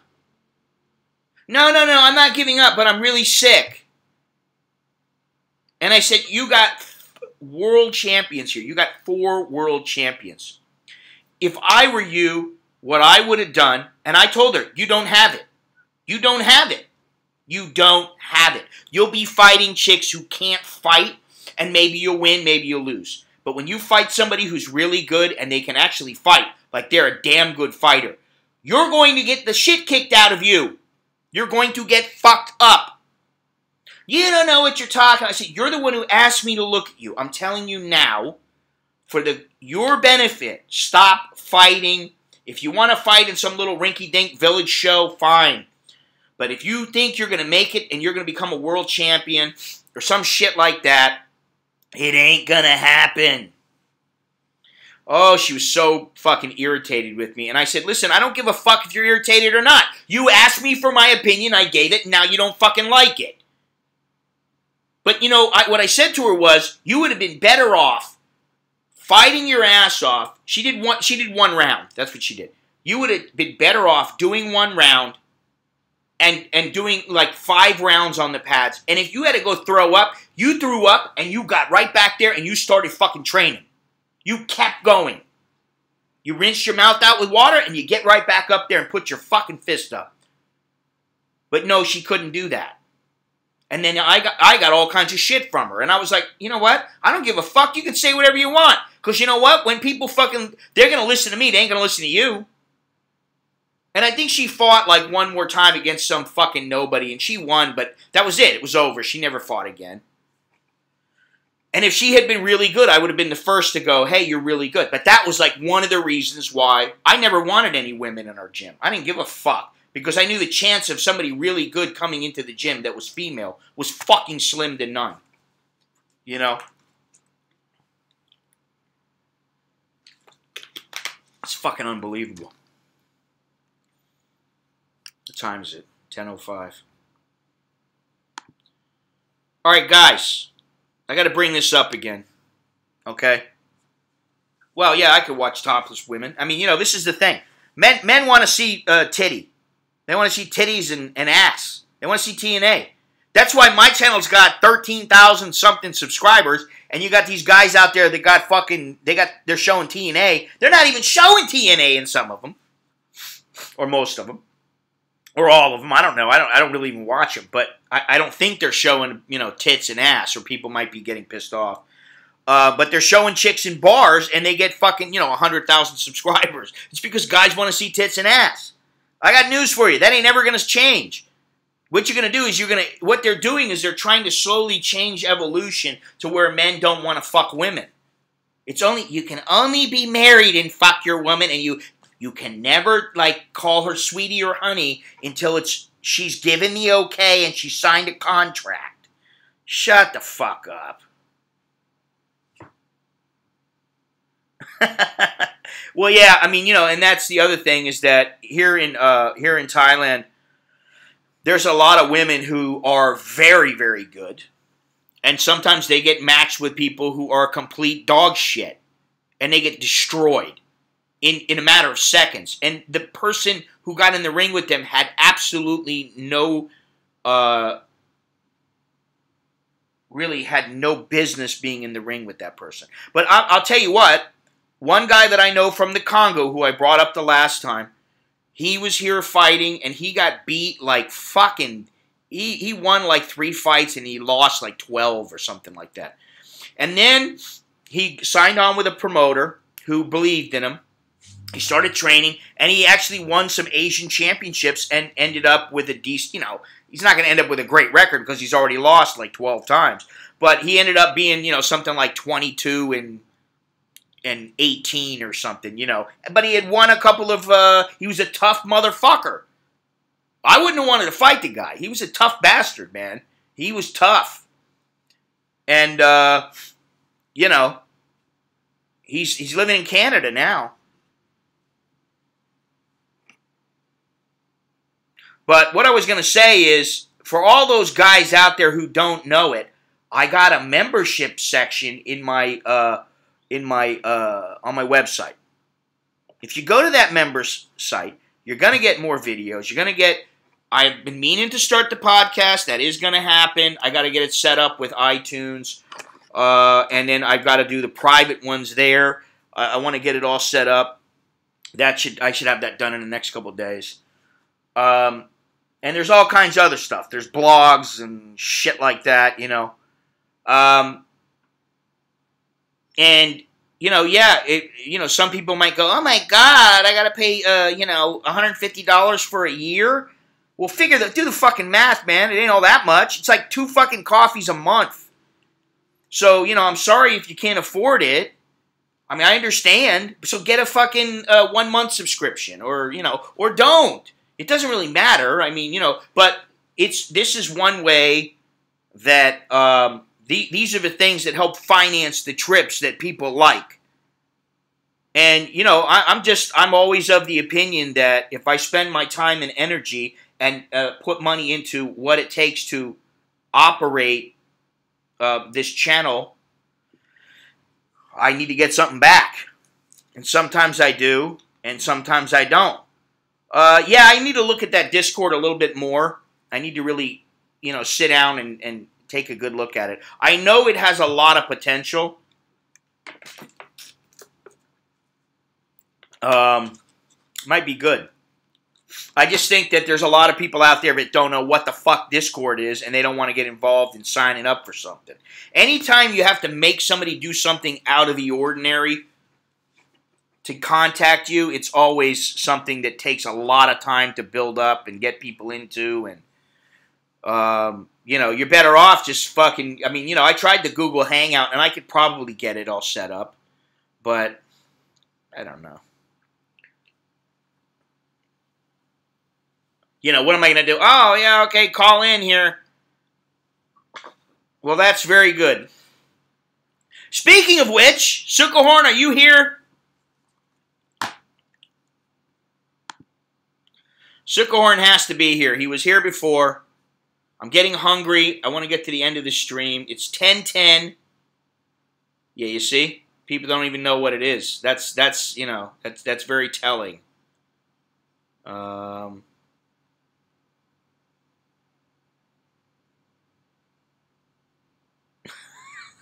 I can't believe how far this stream is behind. It's really odd that some days it's like fucking 20 minutes behind, and other days it's not. What's today? I got a lot of shit to do. I got some errands to run. Shit, I got to take that thing in and see if I can get it printed. You know what? I tell you what. Longhorns, have you ever seen this picture before?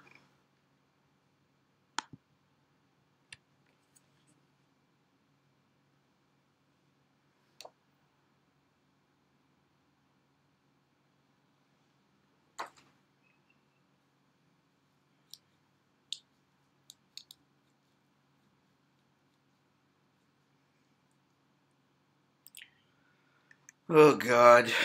You're from genderless Canada. Ugh. Genderless. I hate that. And I hate that fucking binary and, all this bullshit about, listen, I don't give a fuck what you are. You can be a ladyboy. You can be a katoi. You can be fucking, transgender. You can be whatever the fuck you want. But don't expect people to change their thought process because you want to be something different. I still have a problem. Sometimes I go, it, he, she. Yeah, everybody always logs off when I start talking about money. And I don't care. You want to log off? Log off. But there's a PayPal fucking button up there. I'm going to fucking Saint-Claude. I will be there for 4 days. Now, I've already paid for my hotel, and it was what? $950 times 4. 3,800 baht. It was 3,800 baht. It's going to cost me another, say, 2,200 just to go and come back and, to have water and all that other kind of shit. And then plus whatever I spend when I'm there for food and, transportation and all this other shit. So, it's not a huge amount, which is why I can, pretty much cover it. But why should I just cover it? Why is it I'm not allowed to, have some, I don't have money in the till, for the next fucking trip so that I can keep bringing this to people? Think about it. If this was fucking, if this was, let me think, if this was McDonald's or Starbucks, if my stream was owned by Starbucks, Starbucks would be like, hey, we got to change this business model This shit ain't fucking right, man. Hey, I'd be more than willing to talk about ladyboys, gays, conservatives, liberals, Republicans, Democrats, dumbasses, fucking whatever people want. I can't stand that fucking Joy Behar. I will say that. She just fucking rubs me the wrong way. What is she? Fucking shut the fuck up. If I was on that fucking panel, I'd be like, hey, Joy, bitch, shut the fuck up and let me speak my mind. You want to speak your mind? Fine, but I think you're a dumb cunt. That's what I would probably end up saying. That's why they throw me off the show. You know. Fuck me. Whatever happened to that Milo Yalla La La La La? Whatever the fuck his name is. What happened to that guy? He's back on, isn't he? I mean, you know, like some of these guys are a little too much, like Alex Jones. I mean, come on. Him and his conspiracy theories, I mean, you know, it's the hook. It's the hook for the guys who are like, oh my God. Alex is right. There's fucking flying saucers that are ready to swoop down upon us if you're a Republican or you're a Democrat or whatever the fuck it is. I mean, I will never go back to California. You know, there's only one reason that I would go back to California, and it's because one of my best buddies in the whole world lives there with his wife, and I consider her, you know, fuck all of you, I ain't PC. I'm anti-PC. That's what I need to do. Anybody out there with a fucking, you know, I need somebody who can make a good logo for me, and I will pay. As long as I got a little scratch at the time, but I do now. So I need a good logo, like you know, like a Scott Mallon, an American in Bangkok logo, a really good logo. And if you look at, go to this guy, where the fuck's he at? Look this guy up.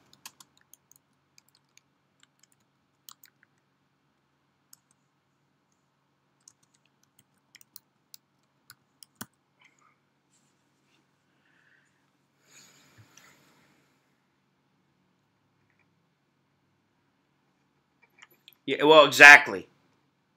You know, listen, you know, I'm not one of these guys who believes everybody needs to be fucking scraping by and be a backpacker and sleeping on the mud fucking huts and shit. I'll do that. I don't have a problem doing it. But goddamn it, if I don't have to, why is it that I have to? You know what I mean? Like, why should everybody else be able to see everything that I'm, you know, so they can revel in me fucking wallowing in shit like a pig? You know what I mean? It's like, Floyd Mayweather makes $100 million, right? Now, he makes huge amounts of money, and he's got into the ring. He's never even been touched. Now, that speaks for his skill and his marketability. Obviously, you know, a lot more people know who he is than know who I am. But you think he fucking worries about all the haters out there going, hey, Floyd, you know, fuck, you made $100 million. Why don't you give me 50? Or give our organization 50. You know. And you don't see people bitching about it. It's only because this is Thailand. If I was in fucking Mexico, well, maybe not Mexico. If I was in Kyrgyzstan, you know, then, you know, people wouldn't be saying a fucking word. Oh, well, don't worry, I'll go on my trips. We already know your attitude.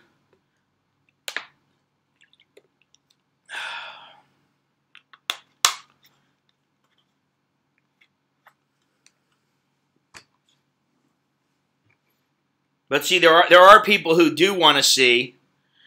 They do want to see them. That's the thing. So, you know, that's really all I give a shit about. Because if they don't, I'll just go with my camera and just do what I want to do. I mean, that's, you know, that's fine too. Either way.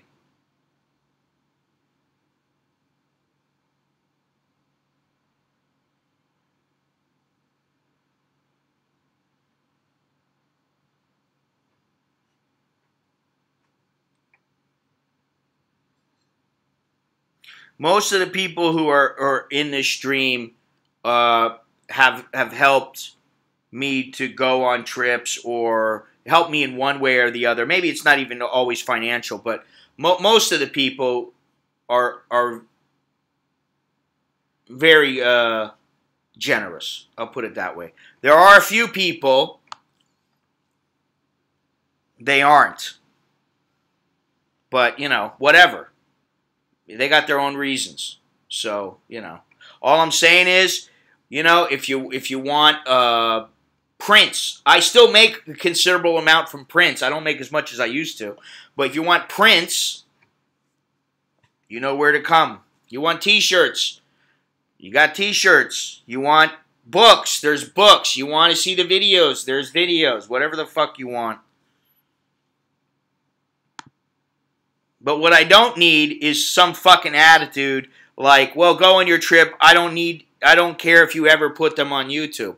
Well, I mean, I could say some things too, but, you know, I don't really feel the need to. Just because you feel that way doesn't mean you need to speak about it. You don't need to say it to me.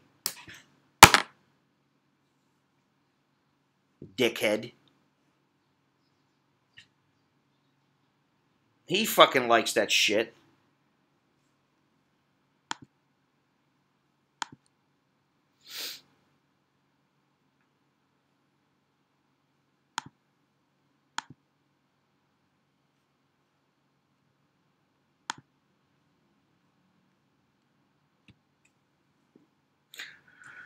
Sucklehorn.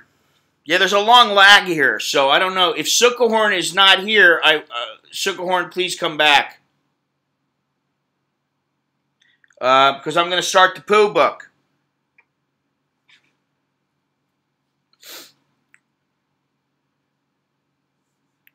What the fuck, man? There must be a massive lag. Oh, okay. All right, good. Give me 5 minutes, and I will start the poo book, and we are on rotten poo.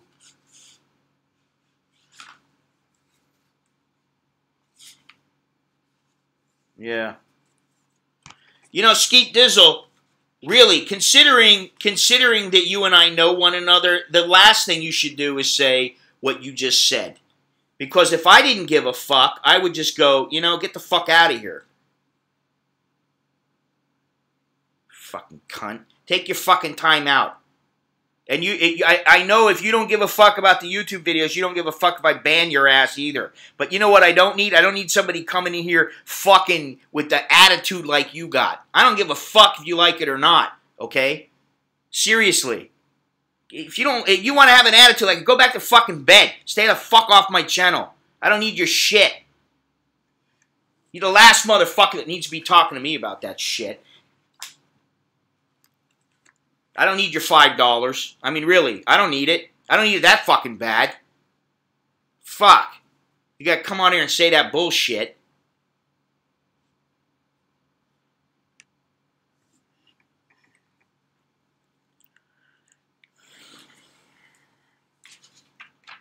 I'm gonna let that settle in. I've had enough of that bullshit attitude. Let me see here.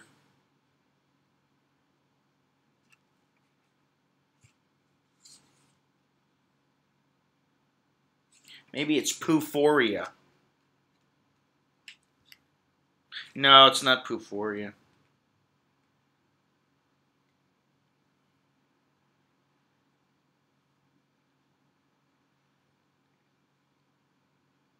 Maybe soft serve? I don't know. I'm waiting to see, you know. I'm waiting to see. You know, there's a lot of people, they don't ever fucking say a word about shit when I start talking about money. All the people, they disappear. The fucking core group's always here. And they know I'm not talking to them. I'm not badgering anybody. But Jesus fucking Christ, man.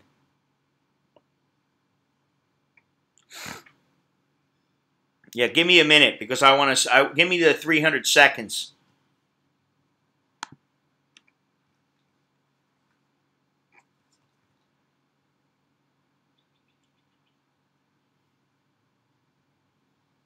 Fucking bullshit. I don't like that, man. I don't like that shit. You come in here and you fucking give me that attitude. Seriously. It's not cool, man.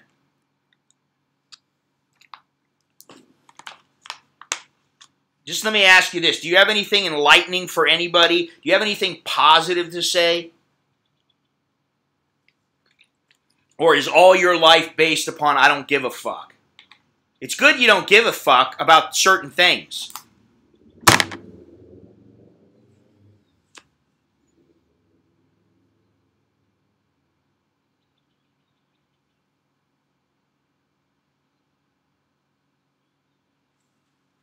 Fucking guy.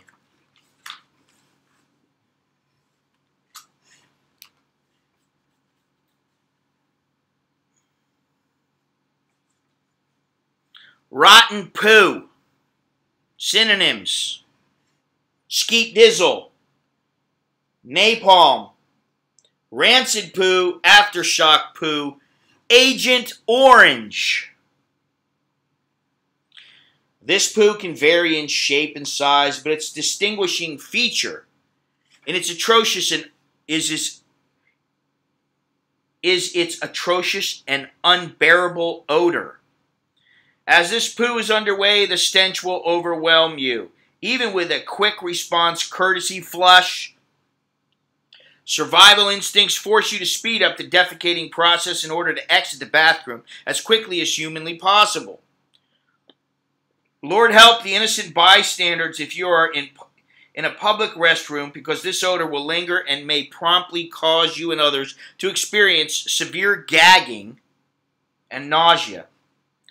Worse than a rotten egg, worse than Limburger cheese, this poo smells as if a dead animal has been decomposing in your intestines and is making its exit at its most noxious moment.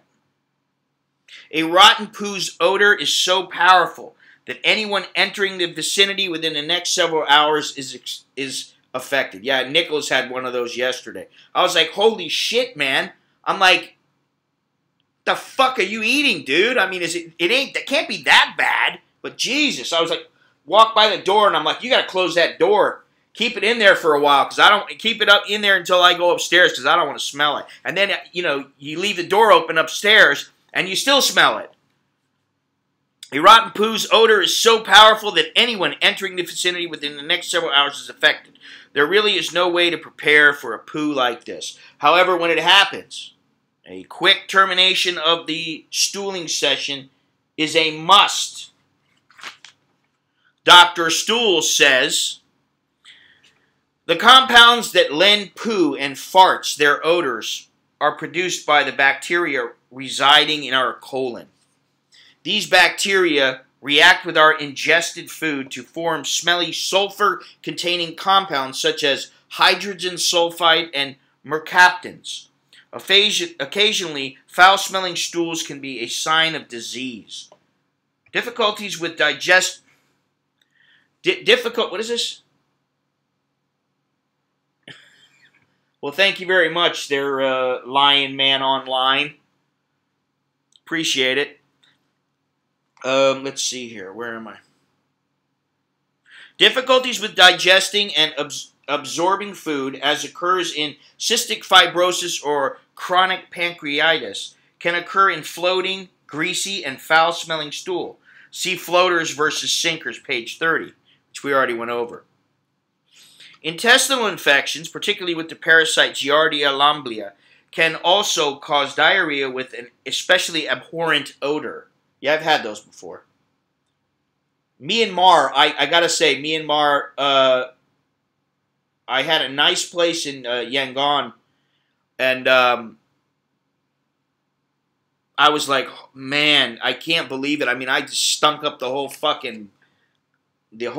hotel room. It was horrible, man. I couldn't believe it. Then by the time I got down to Dawei, no, it was Yei, that's the name of the place, it was even worse. And I was in this little, you know, it's a guest house, a little room. It was just, you know, when you smell your own shit and you're like, oh God, I gotta get out of here. You know it's bad. This infection is usually contracted after taking a dip in a freshwater lake or pond. Ingestion of even a small amount of contaminated water can be followed by several days of rancid diarrhea. While persistent foul-smelling stool can be a sign of underlying disease, the occasional rotten-smelling poo should not be a cause for health concerns. It is for me.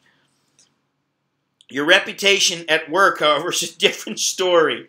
You deposit a rotten poo at work. Dr. Stool highly recommends leaving the stall of stench as quickly and stealthily as possible and taking a long walk outside while praying mightily that the smell hasn't permanently embedded itself in your clothing.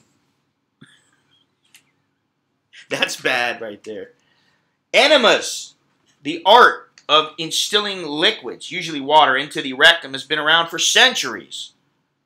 Historically known as clysters, enemas were the preferred treatment of the bourgeois for a wide variety of gastrointestinal ailments. The medical history books are filled with examples of unusual uses and types of enemas. In fact, the expression "to blow smoke up her ass" comes from the practice of imparting tobacco smoke into the rectum of a fainting woman in attempts to revive her. Oh my God, can you imagine that? Some chick, she faints, so you pull her drawers down and you stick something up that's got smoke down there and you squeeze it so you get smoke up her ass. That's pretty nasty. Lest you think that these practices were solely found in the 18th century, enemas consisting of coffee, thank you, alcohol, and even milk and honey are widely touted today by certain homeopaths as having beneficial effects on colonic health. Yeah, but you know what? I won't be giving an enema anytime soon. How many fucking pages? Man, we got a lot of fucking pages to go here. I got 19 pages. I don't think I can do it all. I don't think I want to read it all at once. I just dole it out in a few chapters at a time. I see that Skeet Dizzle hasn't come back. Maybe he took offense at me fucking giving him a timeout like a little baby. Like a little kid having to go sit in a fucking corner.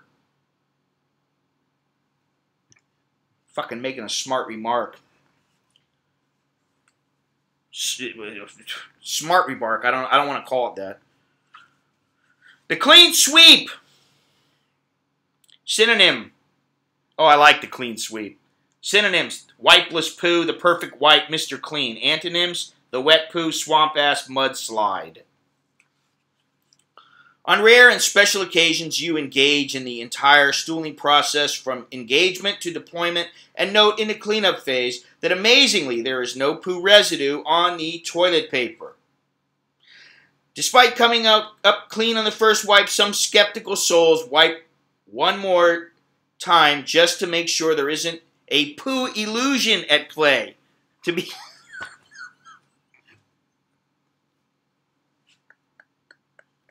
a poo illusion. There's a poo illusion at play. Some experts consider the wipeless poo to be the pinnacle of poo performance. Oh my God, can you see there being like Howard Cosell and what's his name, Frank Gifford, sitting there with Al Michaels or something. You got like 5 guys taking a shit, all sitting there on their toilets. Oh, he's grunting pretty hard. I don't think he's going to achieve the perfect poo. No, I don't think he's going to get the clean sweep. Who's going to have the clean sweep here? And then they turn to Howard Cosell. Oh, he's done it. Ladies and gentlemen, the most perfect shit ever to come out of a shitter. Oh, God. Let's see here.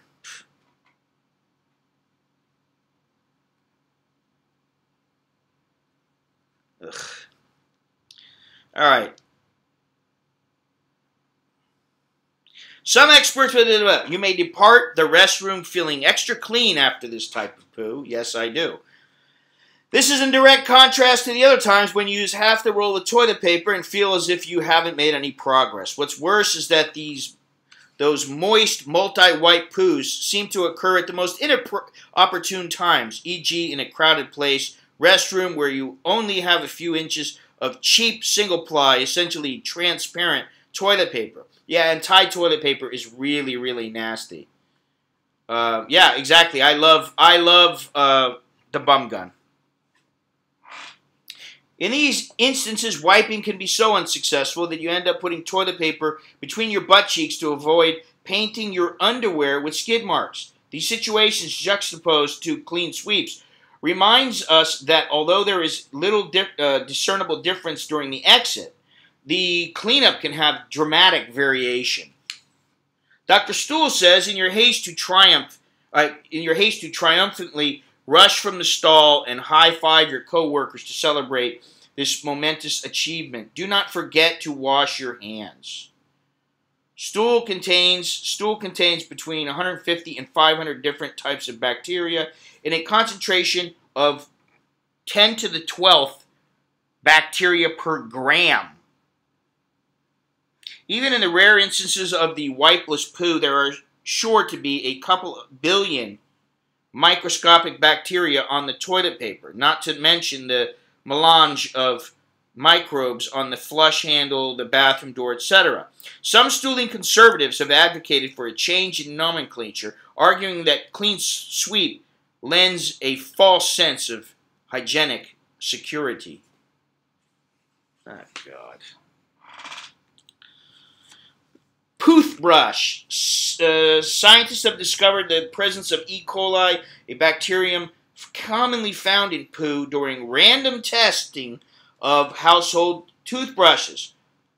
While your initial reaction may be to question how exactly other people are using their toothbrushes, it seems that contamination occurs when airborne bacteria, launched by a toilet flush, land on the nearby dental cleaning apparatus.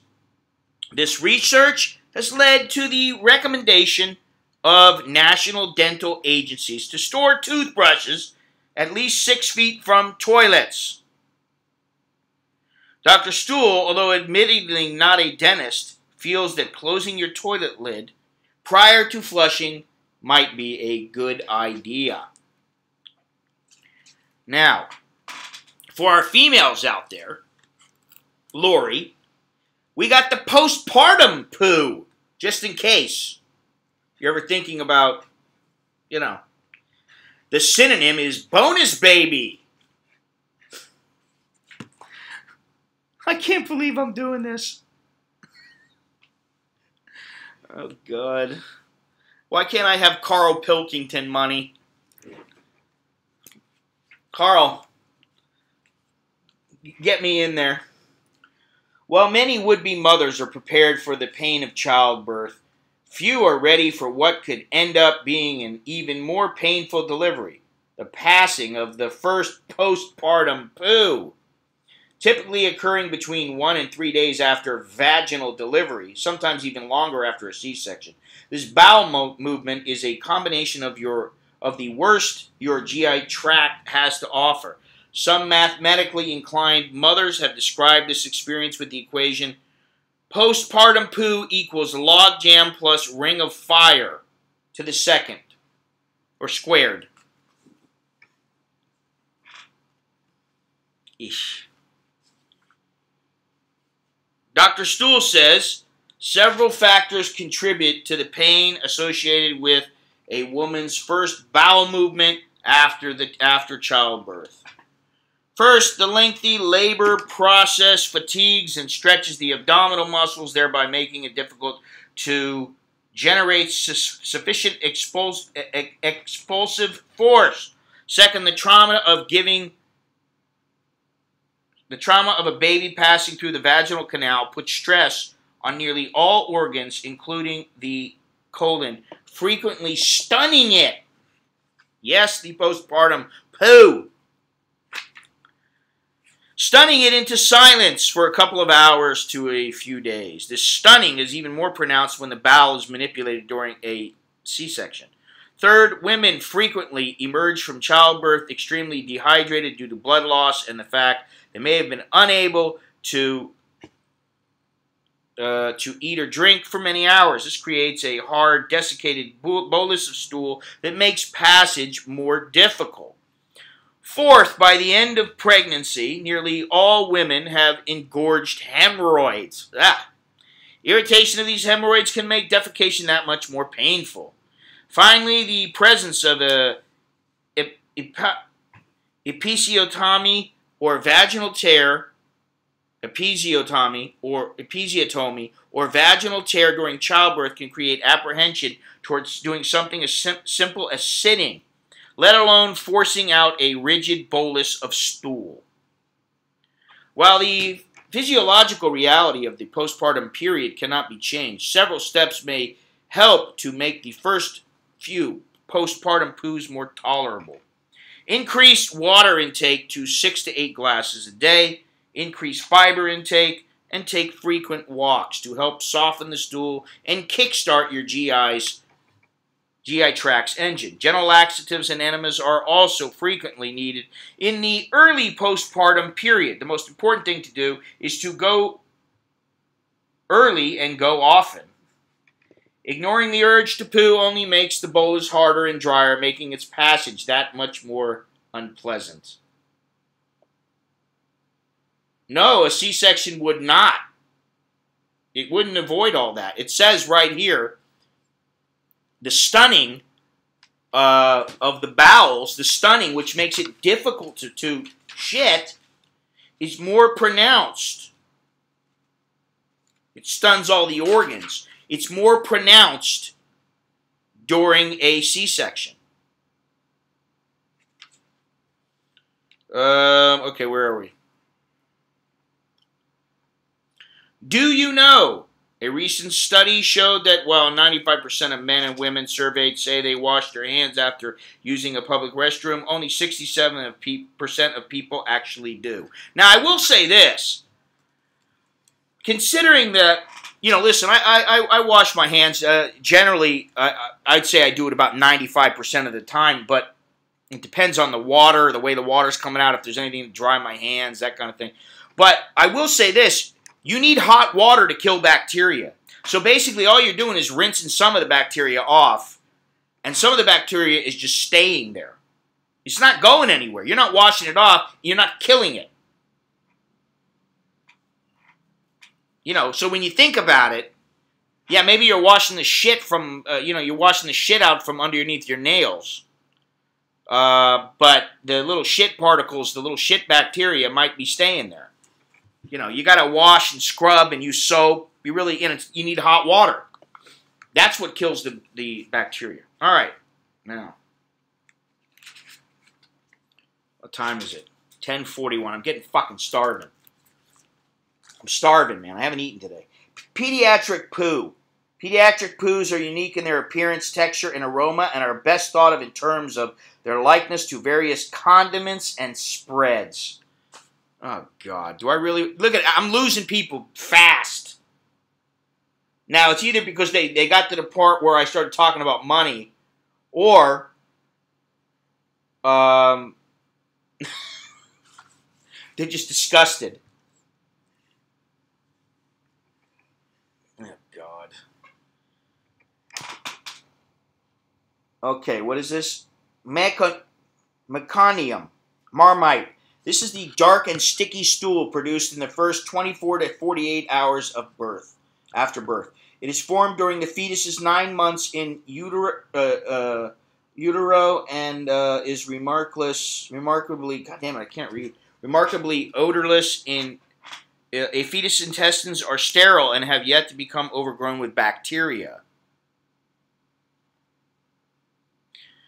Meconium shares its green-black color and pasty texture with Marmite, the pungent yeast-based spread of the Brits, and Vegemite, beloved by Aussies, but thankfully lacks their overpowering aroma. Oh, jeez.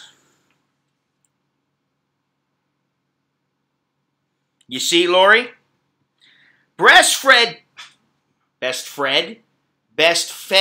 God damn it. Breastfed poo. Yeah, I've eaten there before. Grey poupon. The decision of whether to breastfeed or bottle feed your children or your child can be a difficult one.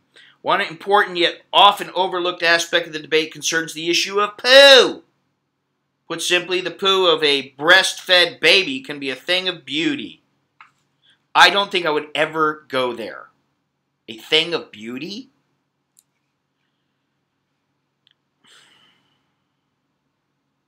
Classically described as yellow and seedy in consistency, this poo is adored by parents for its sweet aroma.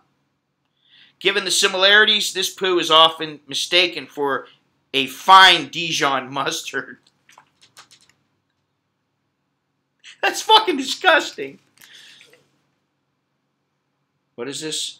Intussusception. Currant jelly. Intussusception is a form of intestinal blockage that occurs in infants and involves one portion of the intestine telescoping into another. While abdominal discomfort is the main symptom, the passage of a viscous, reddish-black bowel movement can be an early clue to the diagnosis. The mixture of blood-tinged stool with mucus lends this poo its red currant jelly appearance. Ugh, that is fucking disgusting.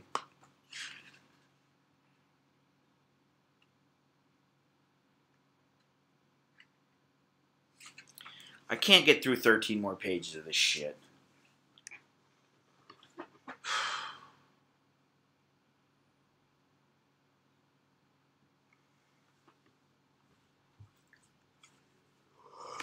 I think this is the last page for today. The honeymoon's over poo. Synonym, the I do. Courting and dating rituals may vary across cultures and time periods, but one constant is the anxiety involved in taking a dump while in the presence of your significant other.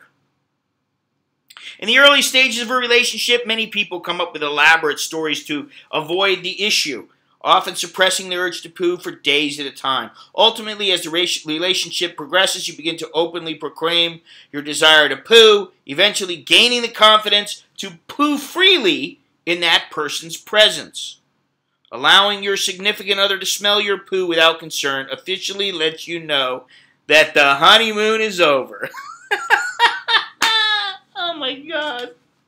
I can remember having to really, I don't even remember who I was with, but I can remember having to shit really, really bad. And I'm sitting there going, my stomach's going, and I'm like, oh God, I gotta take a dump. And I'm like sitting next to the chick on the bed, and the bathroom is right there. And I'm like, if I go in there and shit, I'm gonna just blow out a huge amount of gas. She's gonna hear everything. Then she's gonna hear the dumps falling into the, she's gonna hear the turds hitting the water.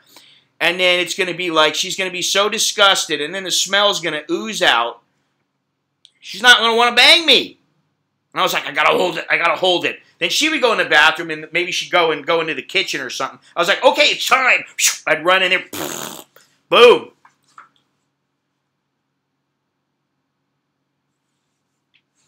The host kind of sucks. That's funny. Okay, let me finish this. Dr. Stool says, nature is full of examples suggesting that defecation is more than just a physiological necessity.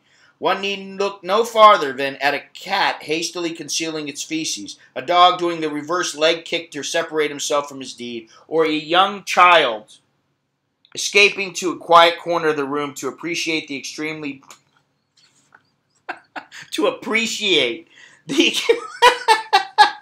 the extremely personal nature of the deed. Given the intimacy of this process, it comes as no surprise that there is an air of vulnerability surrounding this act. The sentiment is embodied in the well-known saying, he was caught with his pants down. Allowing himself to be caught by another while performing this most private of duties truly signifies the development of an unwavering trust. Others would just say, it's weird. So here's the picture. Oh, you should have just let it rip. Just let it rip. Why not? Jesus Christ, man. Hey, Sasha, I wanted to ask you, how are you doing on the Bitcoin now? Because I'm sure, you know, that there was opportunity to make money, but there's opportunity to lose a shitload.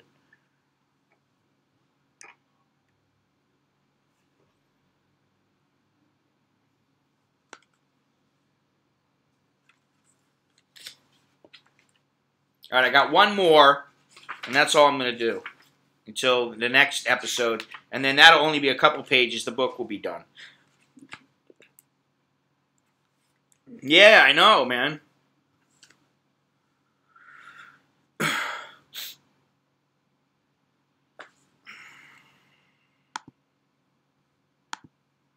So let me read this last page.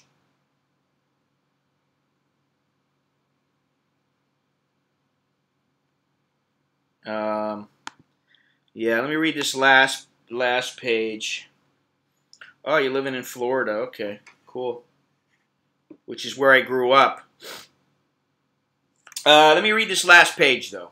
Sorry, guys, we got important things to talk about, and most important is the ritual poo.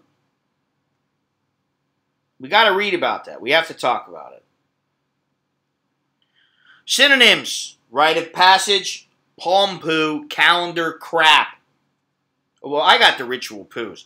This poo occurs at the same time every day. Due to the clockwork nature of this poo, you can prepare by having a newspaper ready and your favorite bathroom location scoped out ahead of time. The regularity of these poos may provide comfort in an otherwise unpredictable world. Dr. Stool says, just as the sun will rise, the early morning ritual poo can be a great start to the day. Some experience this poo only after consuming their ritual morning coffee. Caffeine works as a laxative by increasing the colon's contractions. For others, the poo trigger is fired after each meal. This postprandial poo is caused by the gastrocolic reflex, where dissension of the stomach by meal contents causes a reflex stimulation of the intestines, moving stool into the rectum and giving us the urge to defecate. Translation: out with the old, in with the new. Actually, it should be in with the new, then out with the old. Need proof of this biological truth? Check out the bathroom stalls at work about a half hour after lunch. Yeah, I mean, I'm pretty sure everybody has their ritual poos. I generally shit in the morning and late in the afternoon. Nuggets! What's poo made of? Ew. 10%, wait, not 10%, 10 parts water, 1 part bacteria, dead and alive, 1 part indigestible fiber, 1 part mixture of fat, protein, dead cells, and mucus. Ew, that's pretty nasty. Let me see here.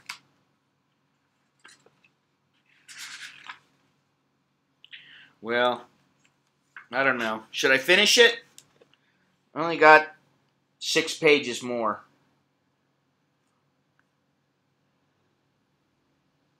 Anybody? I think the stream is just, this lag is killing me.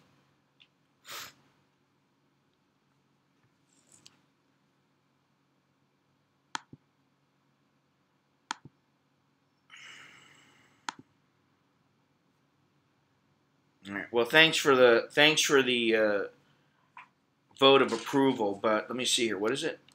I only got 8 minutes left. Do I really want to try to read 6 pages in 8 minutes? No, I don't. So we only got 6 or 7 pages left. The sit and squat, the crapper, and curtain call. So we got that. The stream is just about over anyway. The free stream. You know, I don't want anybody out there thinking I'm fucking money hungry. Jesus Christ. God forbid fucking somebody makes a little bit of money.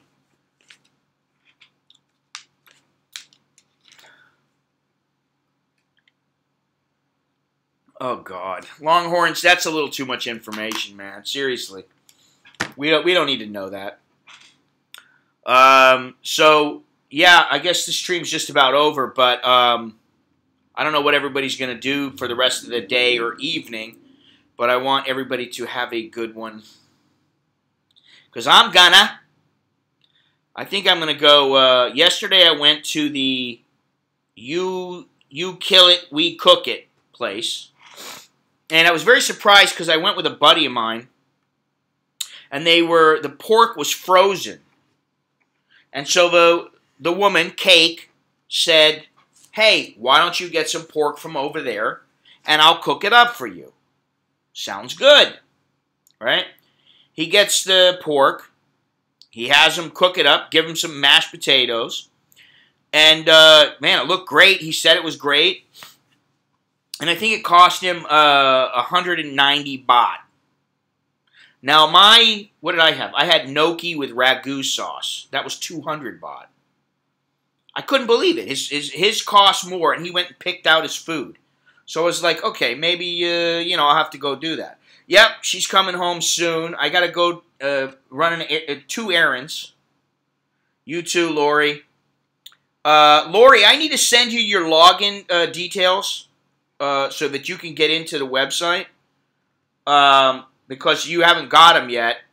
I need to make sure you get in there. But, for those out there who, if you really want to see me do some, listen, I'm dying to do some stuff from Africa, from other parts of, it wasn't that bad of a day, Dennis. Listen, Twitchy came into our chat. He didn't start any shit. He didn't get carried away or anything like that. So that's great. We had a couple of trolls, but no big deal. But what I was going to say is, if you really want to see some stuff, I ain't made of money. That's all I can say. I wish I was making a lot more money from my photos and from my books and shit like that. But I'm not. It's as simple as that. I'm not. I'm not lying. I'm not some guy out there going, I need fucking 800,000 baht for a fucking heart transplant. I'd go to the Congo in a minute if I had the amount of funds that I needed. And, it's not like I can't spell it out for everybody. I don't have anything against it. And actually what I am going to do is I'm going to put something up where I don't care about that shit. Dennis, come on, man. I ain't got time to worry about that bullshit. I don't care. Really, it's just, it's very simple. Fucking boom, you're gone. Or what did you mean by that? Whatever, it doesn't matter.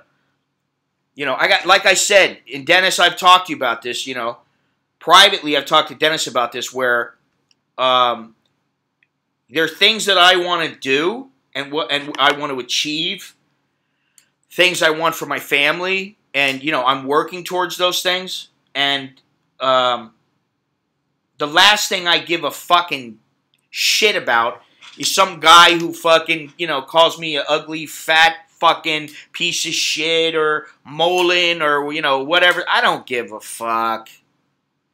Call me whatever you... What are we in kindergarten? Serious. Fuck. If I was in kindergarten now, and I had the same smarts as I do now, and I went back to kindergarten, I'd probably fucking, bring a walking stick with me, and some little kid got out of hand, I'd fucking crack him over the head with it. Now, that's just me. But, if he was a lot bigger than me, or I felt like I couldn't take him down, I'd smack him over the head with the fucking walking stick, like Walking Tall. I'd just make myself a nice stick and fucking beat him half to death with it. And then people would be going, oh my God. Really? You have to pay to go to kindergarten? Tell me that ain't true, man. United States, they got their priorities fucking mixed up, man. Instead of the Democrats, honestly, this is what I think. Instead of the Democrats and Republicans spending so much time fucking bitching and pissing and moaning with each other about what they can do, work it the fuck out. Concede on one thing and then get something on the other, work a little more to read Donald Trump's book on, what is that book he's got? But there's another one, a fucking, what is it? The, like it's Win-Win Baby or something like that. That's the name of the book. Start practicing what they're supposed to be doing. They're supposed to be looking out for the good of the American people. And when I start feeling like I really don't know if I want to go live in the United States, well, he didn't really say anything that bad. The one guy said one thing, we got him out of there. The other guy, the no, whatever it was, all right, so, he didn't really get that bad. I don't give a fuck, I get called all kinds of things, and guess what? I'm still here.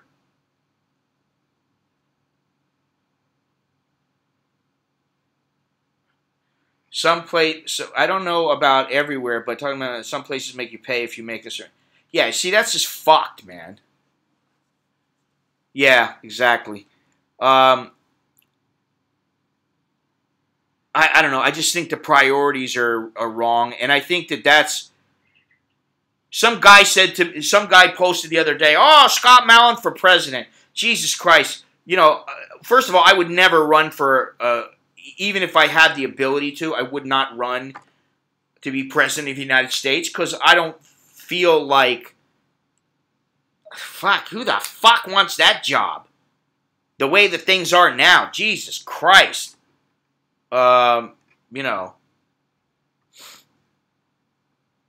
if somebody comes in here and does something wrong and they really get fucking shitty, then they're out of here, that's all. But the point is that, like when I start feeling like I can't go to the United States or I feel like shit, the United States has got a lot of problems that I just don't want to get involved with, I don't want to deal with. It makes me wonder about, do I really want to go back? I mean, like it's one thing to go back and stay with my parents for a couple of weeks in the confines of their comfortable home where we are fairly secluded, as opposed to going out and having to deal with people on a day-to-day basis out somewhere where you're in a job where, you can't say this, you can't say that. Look at Jono. He's in a position where he's really got to be careful about what he says because he's getting to the point where he's going to get his pension. And, we know how Skeet Dizzle is. And, I just don't like that he said that because, I could go on and on and on. There's a number of reasons I don't like what he said. But the other thing is that I don't force anybody to contribute anything. I always want to give something to somebody. I want somebody to have prints. I prefer to give prints away and sell prints and books and T-shirts than anything else. But you know what? Like, if people think I should put a show on 4 or 5 days a week, I only got Sukkahard is the only one who responded the other day. I said, would people want me to be on, like, Sunday through Thursday or something? And he said yes. He's the only one. Everybody else didn't say a fucking word. So, okay, I understand. And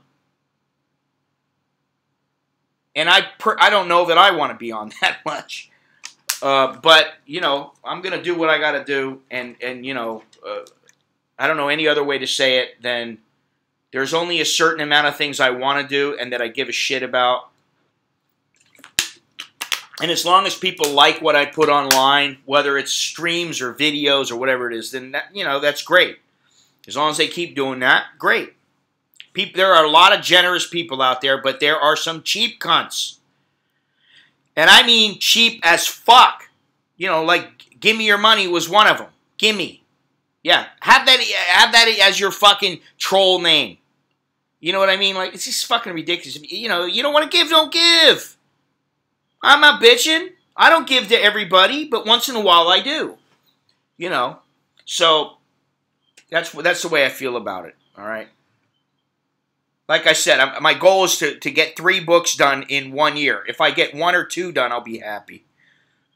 All right. So anyway, I got shit to do, things to do, people to meet, places to go, people to meet, important shit to do. So thank you all again for joining me. I don't know, when the next stream will be. Might be tomorrow, or what's today, Saturday? Yeah, it might be tomorrow. I don't know. Depends on what, we have going on here. Might be on Tuesday. Probably will be on Tuesday, but maybe it won't. I got a lot of shit to catch up on, like videos, and I got to get my Nikon fixed. My F100, I want to get that fixed. I want to get my Fuji the sensor's dirty. I need to get that thing cleaned really well. And, yeah, so, Well, and also, Sasha, I believe you have a membership. If you don't, you do now. But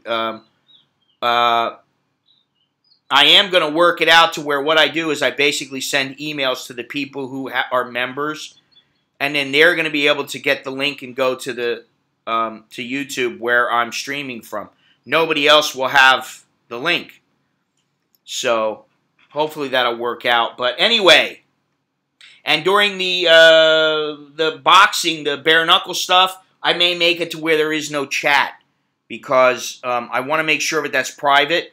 There is no chat with when you set it to private. And actually, if I'm shooting that and I'm trying to photograph it, I'm not going to be able to talk back and tell people, oh yeah, that was a great punch, and I'm not going to be able to do that. Maybe later on I can come back and I can talk to people, but not at the time. So anyway, I've been yapping too much. So that's all I got. Until next time, I'm Scott. I'm an American in Bangkok. Chok di la jerkan mai. Jerkan mai. Jerkan mai. Bye-bye, everybody.